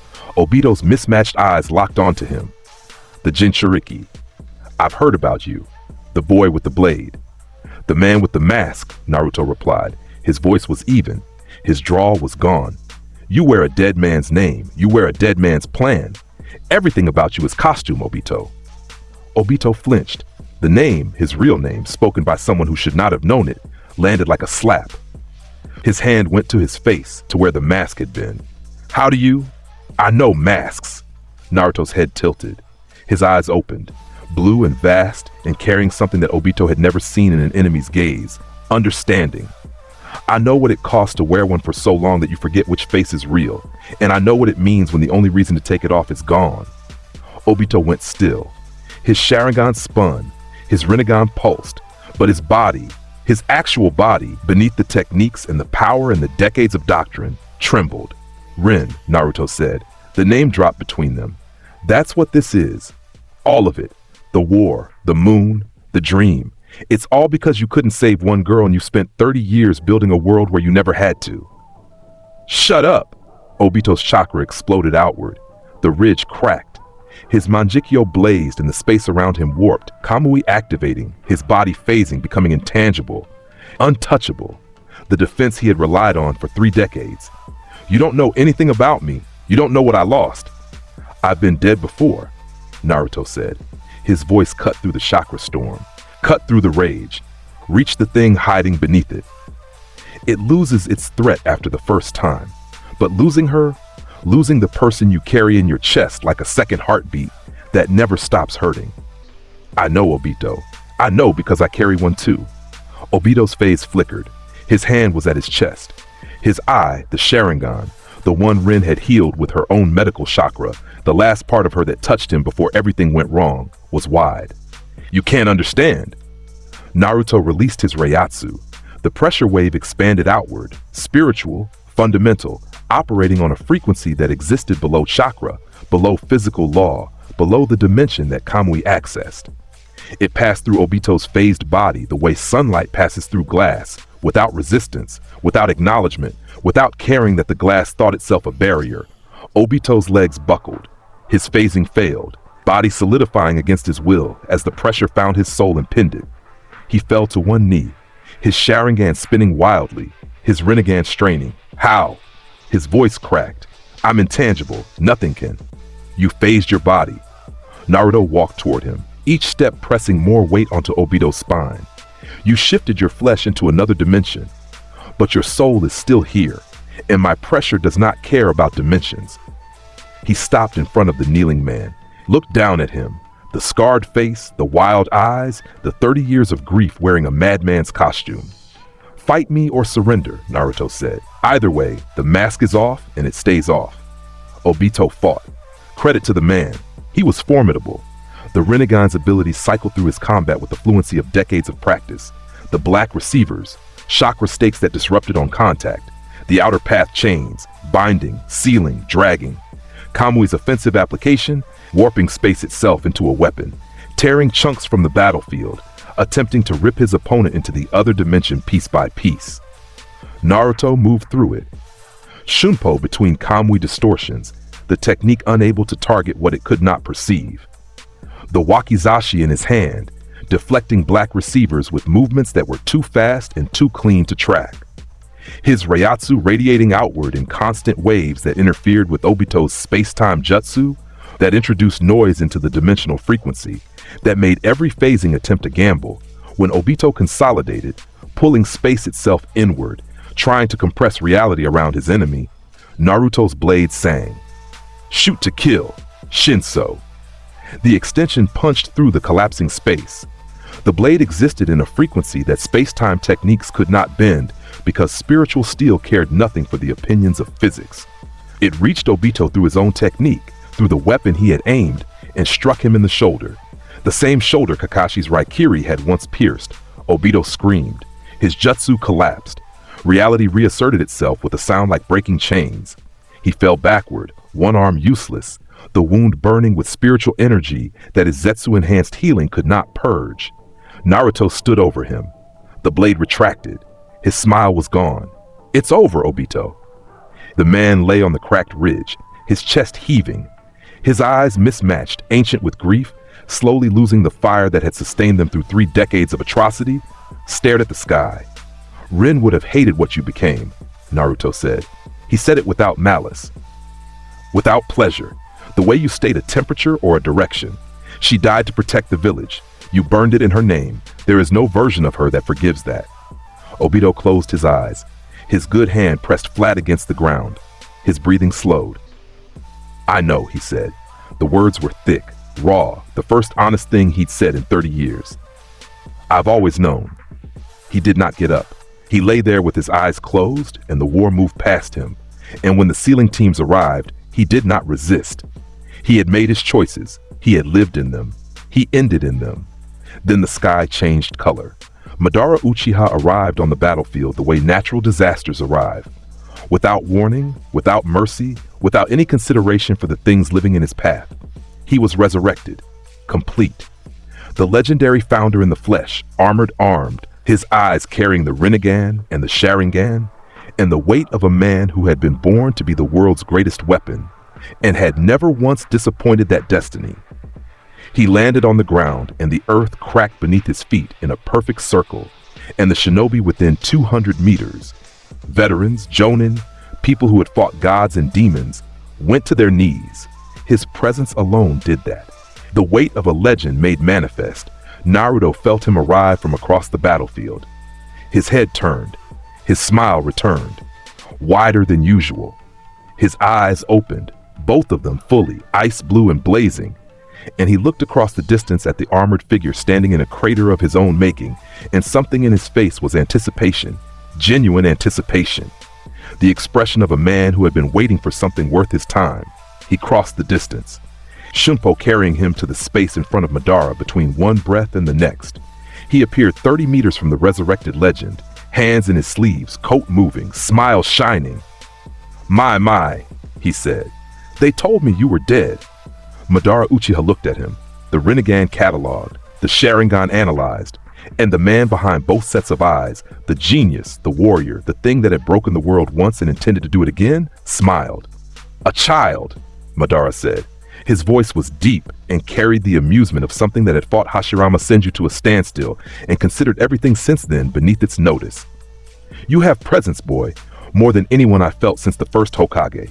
His arms crossed, his chin lifted. "Name yourself." "Naruto Uzumaki." The smile widened. "And you'll remember it." Madara Susanoo materialized. The perfect variant, massive, armored, 100 meters tall, its spectral blade capable of splitting mountains. It rose around Madara like a castle being built in the time it takes to blink, blue-purple and screaming with chakra so dense it warped the light that touched it.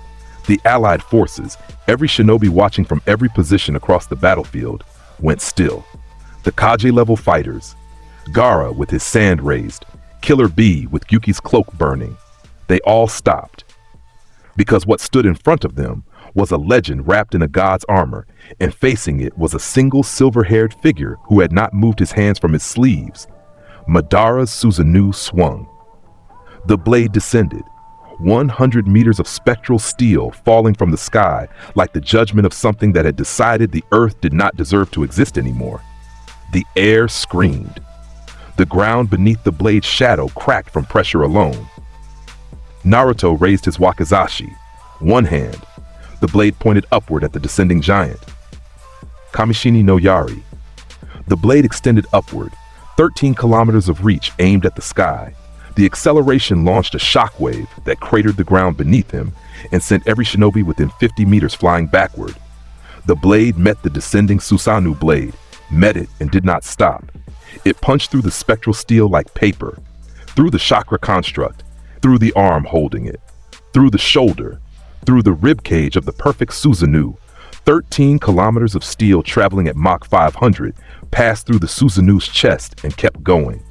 Into the sky, through clouds, through atmosphere. A line of silver light visible from the horizon, cutting through Madara's ultimate defense like a knife through cloth. The Susanoo crumbled, its upper body disintegrating around the wound, the chakra lattice failing where the blade had severed it, the entire structure collapsing inward. Madara fell from its dissolving form, dropping 60 meters, landing on the ground in a crouch that cracked earth, his eyes wide for the first time in any lifetime. The blade retracted, the vacuum pulled. The sound arrived after, a thunderclap that echoed off mountains 30 miles away. Impossible, Madara breathed. He was on his feet. His Susanoo was reforming.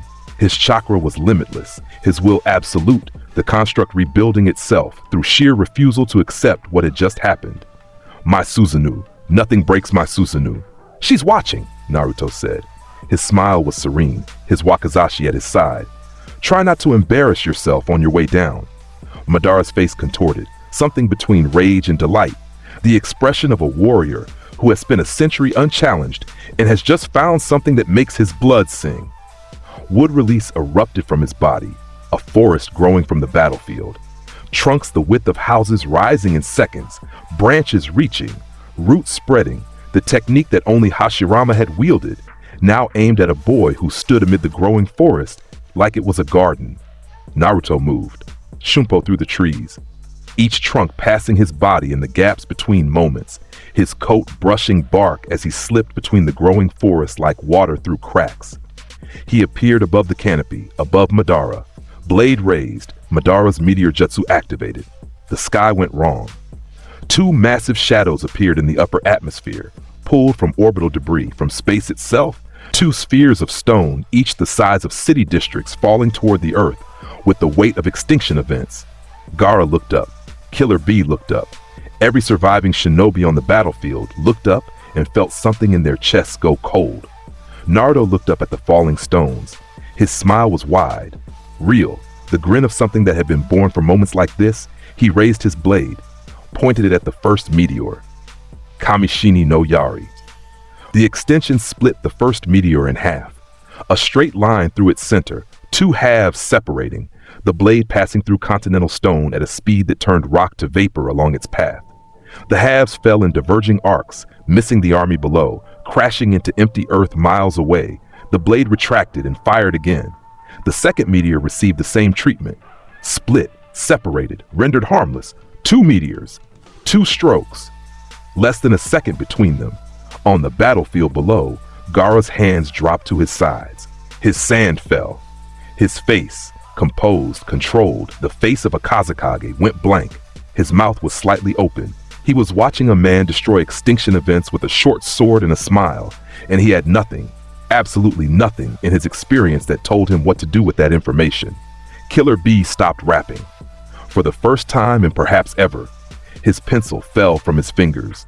His mouth formed words that might have been a verse, but died before they reached sound. Madara stood on the battlefield and watched his meteor technique, his extinction-level attack, be dismissed like a thrown stone. His Rinnegan was wide. His hands were shaking.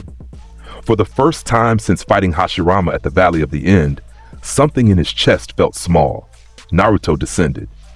Shunpo bringing him back to Earth, back to the space in front of Madara, back to 10 meters of distance between them. More, Madara said. His voice had changed. The amusement was gone. In its place was hunger, genuine, burning hunger, the need of a warrior who has tasted a real fight for the first time in a century. His chakra surged, every technique activating, wood release growing in all directions. Susanoo reforming, larger, denser, burning with something that went beyond willpower into the realm of obsession. Give me more. Naruto's smile thinned. His left hand emerged from his sleeve. He held the wakizashi in both hands pressed against his chest, the blade pointing forward, and inside him, in the seal, in the space between, Kurama stirred. Kit. The fox's voice rumbled through the mindscape. 2 years of partnership, of conversation, of the slow building trust between two ancient things who had recognized each other as equals. You're holding back. I know, Naruto said, inside and outside, the smile on his face and the truth in his mind. Stop. Golden chakra erupted from Naruto's body. The Ninetales cloak, full, complete, the product of genuine partnership between host and demon. It burned at the edges of his coat, licked along his sleeves, turned his silver hair incandescent. His eyes, blue with vertical slits, blazed behind the golden shroud. Shinigami Reiatsu and Biju chakra merged. Something new, something that had never existed in any world, in any timeline, in any possibility. The fusion was visible, a pillar of light, gold and silver intertwined, rising from his body like a beacon that could be seen from every point on the battlefield.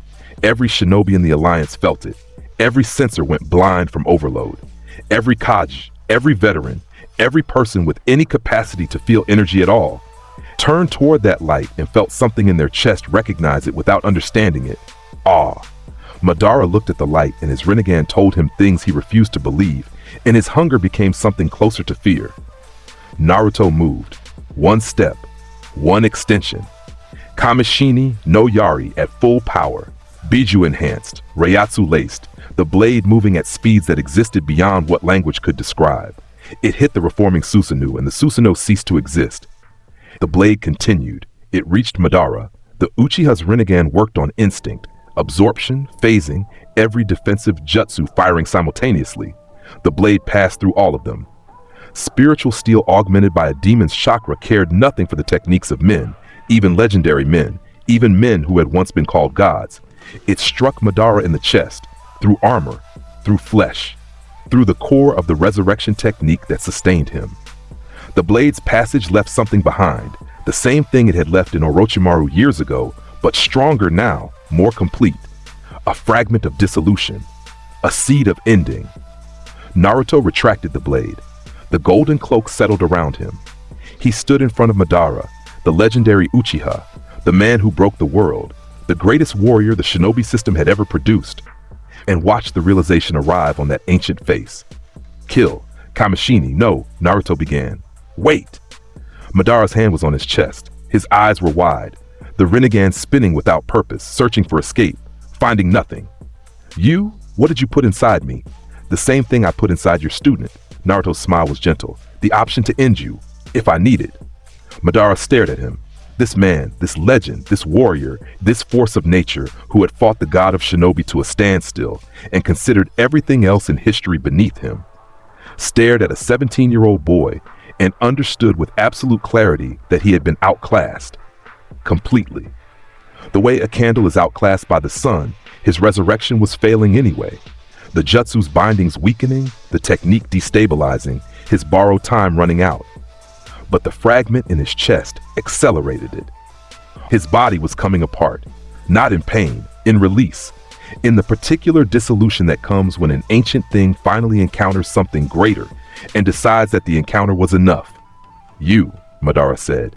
His voice was fading. His body was going translucent. What are you? I'm the person who ended you, Naruto said. His eyes were open, blue, carrying something that might have been respect. Rest now. You've been fighting long enough. Madara Uchiha dissolved into light. His last expression was something between fury and satisfaction. The face of a warrior who lost his final battle and found, at the end, that losing to something worthy was its own kind of victory. The battlefield was silent. Every soldier in the alliance watching the space where a legend had stood, watching the silver-haired figure in the golden cloak standing amid the aftermath. His blade at his side, his smile in place, his hands returning to his sleeves. 100,000 people held their breath. Then Gaara raised his fist, and beside him Killer Bee, and behind them, in spreading waves across the entire allied force, raised hands, raised voices, a sound that built and built and built. The sound an army makes when it has witnessed the impossible and survived to shout about it. Naruto stood in the center of that sound and let it wash over him. And his smile was the same smile it had always been. And his hands stayed in his sleeves, and he looked like a man who had just finished a mild exercise and was considering lunch. Then the sky tore open and Kaguya emerged. She came through Madara's dissolving form, through the space his body had occupied, using it as a door, a bridge between whatever ancient dimension had held her and the world she had once owned. She arrived the way primordial things arrive, without warning, without physics, without any regard for the rules that governed the reality she was entering. The air went wrong. The colors went wrong. The battlefield, 100,000 strong, stretching to the horizon, shifted. Between one breath and the next, the ground changed. Sand became ice. The sky became fire. Dimensions folded, and the army found itself scattered across 3 separate realities, torn apart by a power that treated space itself as a suggestion. Kaguya Otsutsuki floated above the chaos.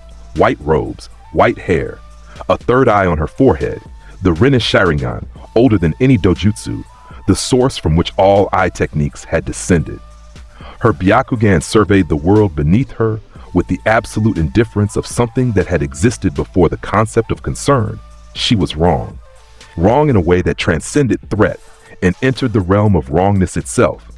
Too large for the space she occupied, too present, too fundamental.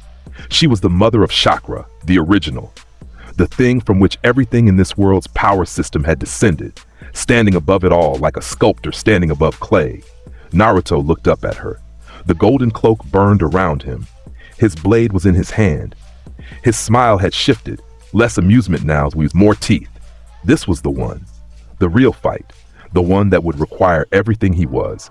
Inside the seal, Kurama's presence blazed. Kit, this is beyond anything I've ever felt. She's the source of all chakra.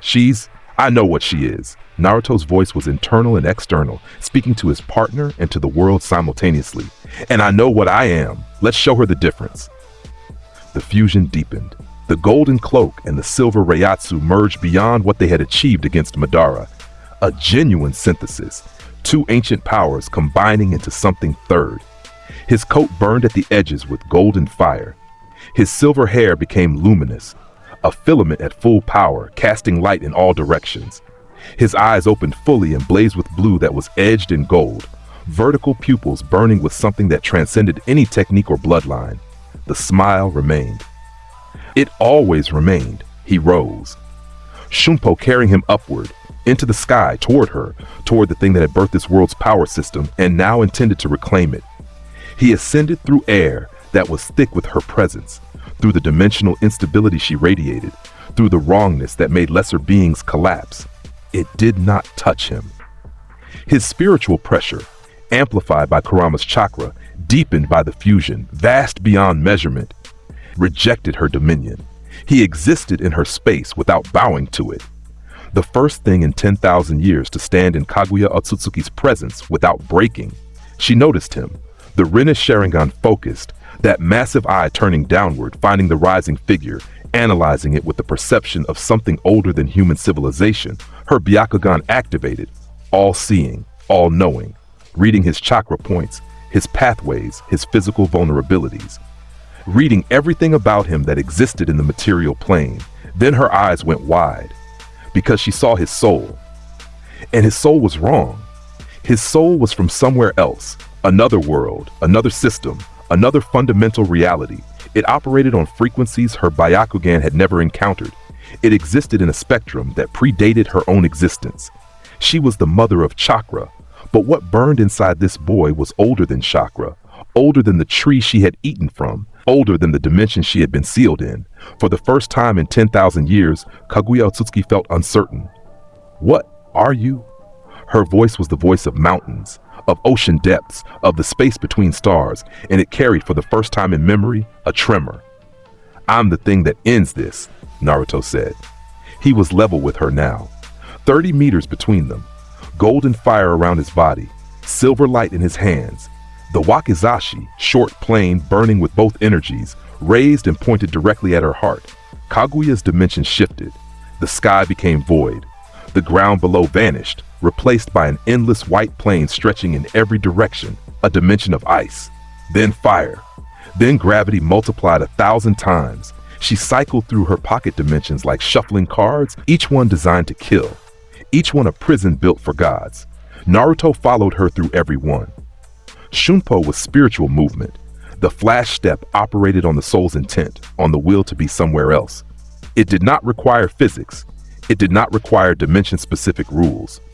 When Kaguya shifted the reality to ice, a world of absolute cold that froze chakra in the veins, Naruto's spiritual pressure burned through it. When she shifted to a world of crushing gravity, his soul refused the weight. When she opened a void between dimensions and tried to strand him in the nothing between realities, He crossed the nothing like crossing a room. Because his movement existed in a frequency her dimensions could not contain, she fired her ash-killing bones, the absolute death technique, the projectiles that dissolved anything they touched on a molecular level, reducing matter and chakra alike to nothing. They were gray and long, and moved with the speed of gods toward his chest, his blade intercepted. Shinso's extension meeting each bone in sequence, the steel moving at Mach 500 against projectiles that moved at godlike speeds, deflecting each one in a shower of sparks that scattered across the white plain. The clang of spiritual steel on divine bone rang through the dimension like bells struck by hammers. Kaguya pressed, her hands extended, and reality warped around them. Space itself becoming a weapon, distance becoming malleable, the gap between her and her enemy collapsing to nothing as she tried to reach him, to touch him, to apply the dissolution of her ash-killing technique through direct contact. Naruto let her come close. His smile was there, wide and real and terrible. He wanted this, the proximity, the final range. Her hand reached for his chest, fingers extending, the ash-killing power burning at their tips, white-hot and absolute, the kind of destruction that unmade rather than destroyed. He caught her wrist. His hand, wrapped in golden chakra and silver reiatsu, closed around the divine flesh and held it. The ash-killing technique pressed against his palm. It met the fusion of Biju power and Shinigami soul weight, and it could not break through. Her dissolution technique, the absolute death of this world's power system, met something from outside the system and found itself without authority. Kaguya's eyes went wide. Her third eye blazed. She pulled the strength of a god, the force of something that had overpowered the entire Otsutsuki clan, and she could not free her wrist. How? Her voice cracked like continental shelves splitting. I am the origin. I am the mother of all power in this world, and I am from another one. His grip tightened. His other hand raised the wakizashi, pressed it against his chest. Both hands now, one holding her wrist, one holding the blade. The posture of final execution. You are this world's god. I have killed gods before. He released her wrist, stepped back. One step raised the blade, level, pointed at her heart across 3 meters of void. Kill, he said, and the word was a sentence, and the sentence was a death. Kamishini no Yari. God-killing spear, the blade extended, at full power, at full speed, at the complete and total combination of a captain-class Shinigami's century of refinement and the nine-tailed fox's boundless chakra and the will of a soul that had crossed death itself and come back smiling. 13 kilometers of destruction, moving at 500 times the speed of sound, augmented by golden fire, burning with silver light, a lance of ending aimed at the heart of a god. It struck her. The impact was light. The impact was sound. The impact was a sensation that existed beyond the senses, felt in the bones, in the teeth, in the space behind the eyes where consciousness lives. The blade entered Kaguya's chest at center mass and did not stop. It passed through her body, through the dimension behind her, through the wall between realities, through the barrier she had built around her personal dimension, and into the vast nothing beyond it, and it pinned her there. Kaguya Otsutsuki, the mother of all chakra, the origin god, the source, was pinned to the back wall of her own dimension by 13 kilometers of spiritual steel, her body impaled, her power collapsing, her dimension fracturing around the wound because the blade left something behind, the poison dissolution, the cell-killing fragment, and it was spreading through her divine flesh with the patience of something that had waited lifetimes for this moment. Her Rinne Sharingan dimmed, her Byakugan faded, her mouth opened, a sound vast and ancient and dying, the sound of something 10,000 years old learning the shape of ending. The dimension collapsed inward. The battlefield snapped back, reality reasserting itself, the ice and fire and void and gravity all dissolving back to the earth and sky that had been there before. The Allied forces found themselves standing on solid ground again, under a normal sky, blinking in sunlight that felt like a gift, and in the sky above them, visible, brilliant, a line of silver and gold light stretching from a single point upward into distances that the eye could not measure, the blade held. Kaguya's form was visible at the end of it, small with distance, her body motionless, her power fading, the seal that would contain her reforming from the energies released by her collapse. The blade retracted. The light disappeared. The sky returned to blue. Naruto descended. His feet touched the battlefield. The golden cloak faded. His coat, singed at the edges, smoking faintly, settled around him. His hair fell back to silver blonde. His eyes closed. His smile returned. He tucked the wakizashi into his sleeve. His hands disappeared. He stood on the battlefield with 100,000 people staring at him, and the sky above was blue and whole and free of gods. The silence stretched, absolute, the kind of silence that follows events that rewrite what a species believes is possible. Gaara stood 40 meters away. His sand had fallen to the ground. His arms were at his sides. His face, the face of a Kazekage, a leader, a man who had fought in wars and carried demons, was blank. His mouth moved without producing sound. Killer Bee's octopus cloak had dissipated. The massive rapper stood with his hands hanging loose, his pencil on the ground where it had fallen, his eyes fixed on the silver-haired figure with an expression that contained no words, because there were no words, in any language, in any verse, for what he had just witnessed. 1,000 Jonin, 100 Kaji-level warriors, every surviving legend of the shinobi world. They stood on the battlefield and looked at the boy, the man, the thing, whatever he was, who had just ended a primordial god with a single thrust and returned to Earth, smiling like he'd finished a pleasant afternoon. The silence broke. A single sound. Someone's weapon hitting the ground dropped from numb fingers. Then another. Then a cascade. Metal falling, voices rising, the sound building from silence into something vast and overwhelming and undeniable. Naruto stood in the center of it with his hands in his sleeves and his smile in place, and he was already thinking about home. The war ended. It ended the way wars end, with exhaustion and relief and the particular emptiness that comes when the thing you've been fighting against is gone, and you have to figure out what you're fighting for. The armies dissolved back into nations. The alliances held, more or less, because shared trauma creates bonds that politics cannot easily sever. Konoha rebuilt itself for the second time. Timber and stone and the labor of people who had learned that home is something you construct, not something that exists without effort.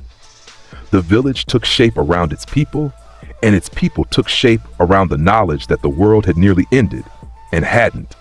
And the reason it hadn't was walking among them with silver hair and slitted eyes and a smile that the oldest residents had spent a decade and a half fearing. The fear was gone, not replaced by love. That would take longer, would require the slow accumulation of ordinary days and unremarkable interactions. But the fear was gone, and in its place was something more honest: respect. The particular respect you give to things you cannot understand but have decided to trust, because the alternative is worse. Naruto walked through the village and people stepped aside when he passed, but the stepping aside was different now. It was the way you step aside for a river, acknowledgement of force without resentment of it. Some nodded, some bowed. The old man at the ramen stand served him without being asked, the bowl appearing the moment Naruto's coat darkened the doorway. Iruka bowed, full bow. The bow of a teacher recognizing that his student had surpassed him in ways that transcended measurement. Naruto stopped walking when he saw it. His hands were in his sleeves. His smile was in place. But something moved behind his eyes, something that responded to this particular man and this particular gesture, because Iruka had been kind when kindness cost something. Iruka-sensei. His voice was soft, warm. Iruka straightened. His eyes were wet. His smile was the smile of a man who had watched a terrifying, beautiful thing grow up and was proud of it despite everything. Naruto inclined his head, a small movement, a return of respect, acknowledgement of debt, and kept walking. His step was the same, his pace was the same, but something in his chest had done a thing it rarely did, and he let it and he moved on. Tsunade's office. 3 weeks after the war. Sunlight through the windows, the village visible behind her, half-built, alive, growing. "Sit down," she said. He did not sit. He leaned against the windowsill with his hands in his sleeves and his smile in place, the way he had leaned against every available surface for the past decade. She had stopped trying to make him sit years ago. "I'm retiring," Tsunade said. Her voice was steady. Her eyes were clear. She placed the Hokage hat on the desk between them, white red trim, the kanji for fire. And you know what comes next? Naruto looked at the hat. His smile stayed. Lady Hokage, take it. She pushed it toward him, an inch across the desk. You're the strongest shinobi alive. You just killed a god. The village respects you. The world respects you. Take the damn hat. He looked at the hat for a long time. His eyes opened, just a fraction, just enough for the blue to show. His expression was unreadable. Then he reached across the desk. His hand emerging from his sleeve, fingers extending, and pushed the hat back toward her. I protect from the shadows, he said. His voice was his voice. The drawl, the warmth, the permanent edge of amusement. I have done this for 2 lifetimes, and I will do it for however many more come after. A Hokage stands in the light. A Hokage lets everyone see them carrying the weight. His smile widened. That's a different kind of courage than mine. Tsunade stared at him. Her jaw worked. Then who? Kakashi, Naruto said. He's earned it. He has the temperament for it once you remove the pornography, and the village trusts him in ways they will never trust me. His head tilted. I don't need their trust, Lady Tsunade. I just need them to be safe. She looked at him for a long time. Then she leaned back in her chair and let out a breath that carried a decade of tension. You impossible brat, she said. His smile warmed. Coming from you, that's the highest compliment. He pushed off the windowsill, walked to the door, paused with his hand on the frame. Lady Tsunade. What? Thank you for looking at me and seeing something worth leading. He was gone before she could respond. The door closed behind him. Tsunade stared at it for 30 seconds. Then she put her face in her hands and laughed. A sound that was half admiration and half exasperation, and entirely the sound of a woman who had spent years trying to categorize something uncategorizable and had finally accepted that the filing cabinet simply did not contain the right drawer. Hinata found him on the rooftop. The same rooftop from the morning after the retrieval mission. The same post. The same view. Konoha spreading below. The Hokage monument above. The sky burning orange and purple with a sunset that painted the new construction in shades of gold. 2.5 years of distance and a war and the end of the world, and here they were again, in the same place. As if the universe was gentle enough to give them a second shot at the moment they had been building toward for 15 years. She did not approach with hesitation. That was gone. That old uncertainty, that trembling quality that had defined her as a girl. She walked across the rooftop with the stride of a woman who had fought in a war and protected the people she loved and grown into herself with the kind of completeness that comes from choosing every day to be the person you want to be. She sat beside him, the edge of the roof, 3 feet between them, close enough to hear breathing, but far enough to respect the space that still existed. He looked at her. She looked at the sunset. They were together in a silence that was full, not empty, not waiting, but full. The kind of silence that holds everything that has been built over years of watching and wanting and choosing patience over impulse. The village moved below them. Lights came on in windows, one by one, then clusters, then streets, the village illuminating itself against the coming night. A dog barked somewhere in the distance.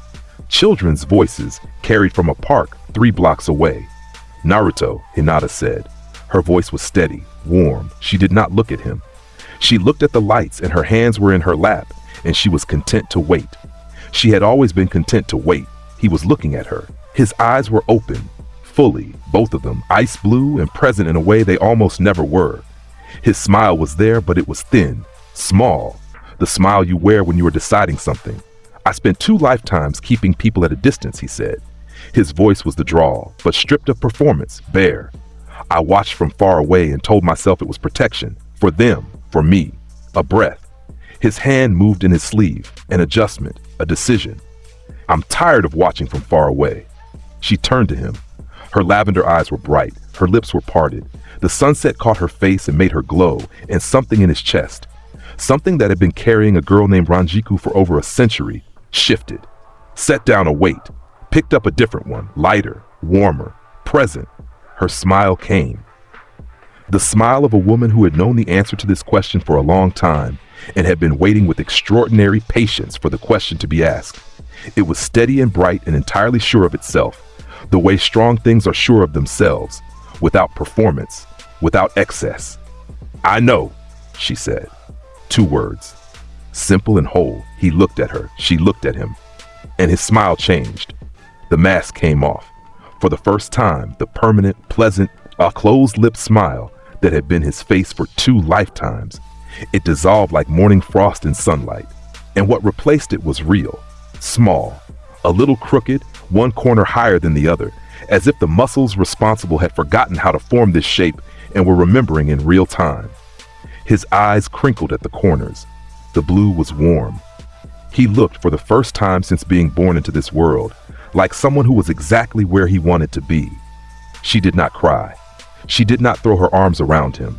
She simply leaned a degree, a breath, a shift of weight, until her shoulder touched his. The contact was light. A question and an answer in the same moment. He did not pull away. They sat on the rooftop with their shoulders touching and the village burning gold beneath them. And his hands stayed in his sleeves because some things do not change overnight. And her hands stayed in her lap because she had 15 years of practice and patience. And between them, the 3 feet of distance had become nothing, and the wall was down. And the smile on his face was not a mask. The village glowed below them. Somewhere a bell rang. Somewhere a child laughed. The sky faded from gold to purple to the deep blue of early night, and 2 figures sat on a rooftop in silhouette, close, still, complete. And the world kept turning, because that is what worlds do when the person holding them together finally lets himself be held. His eyes closed, her head tipped. The evening settled around them like a blanket, like an ending, like the last page of a story that had taken 2 lifetimes to write. The boy with the fox in his gut and the snake in his soul breathed in the night air of the village that had raised him and feared him, and finally, in its clumsy, imperfect way, acknowledged him. And for the first time in either life, the smile on Naruto Uzumaki's face asked for nothing and hid nothing, and meant exactly what it showed. Thanks for watching this epic story. If you enjoyed it, hit subscribe for more epic anime crossovers and what-if scenarios. Drop a like and let me know your favorite moment. See you in the next one.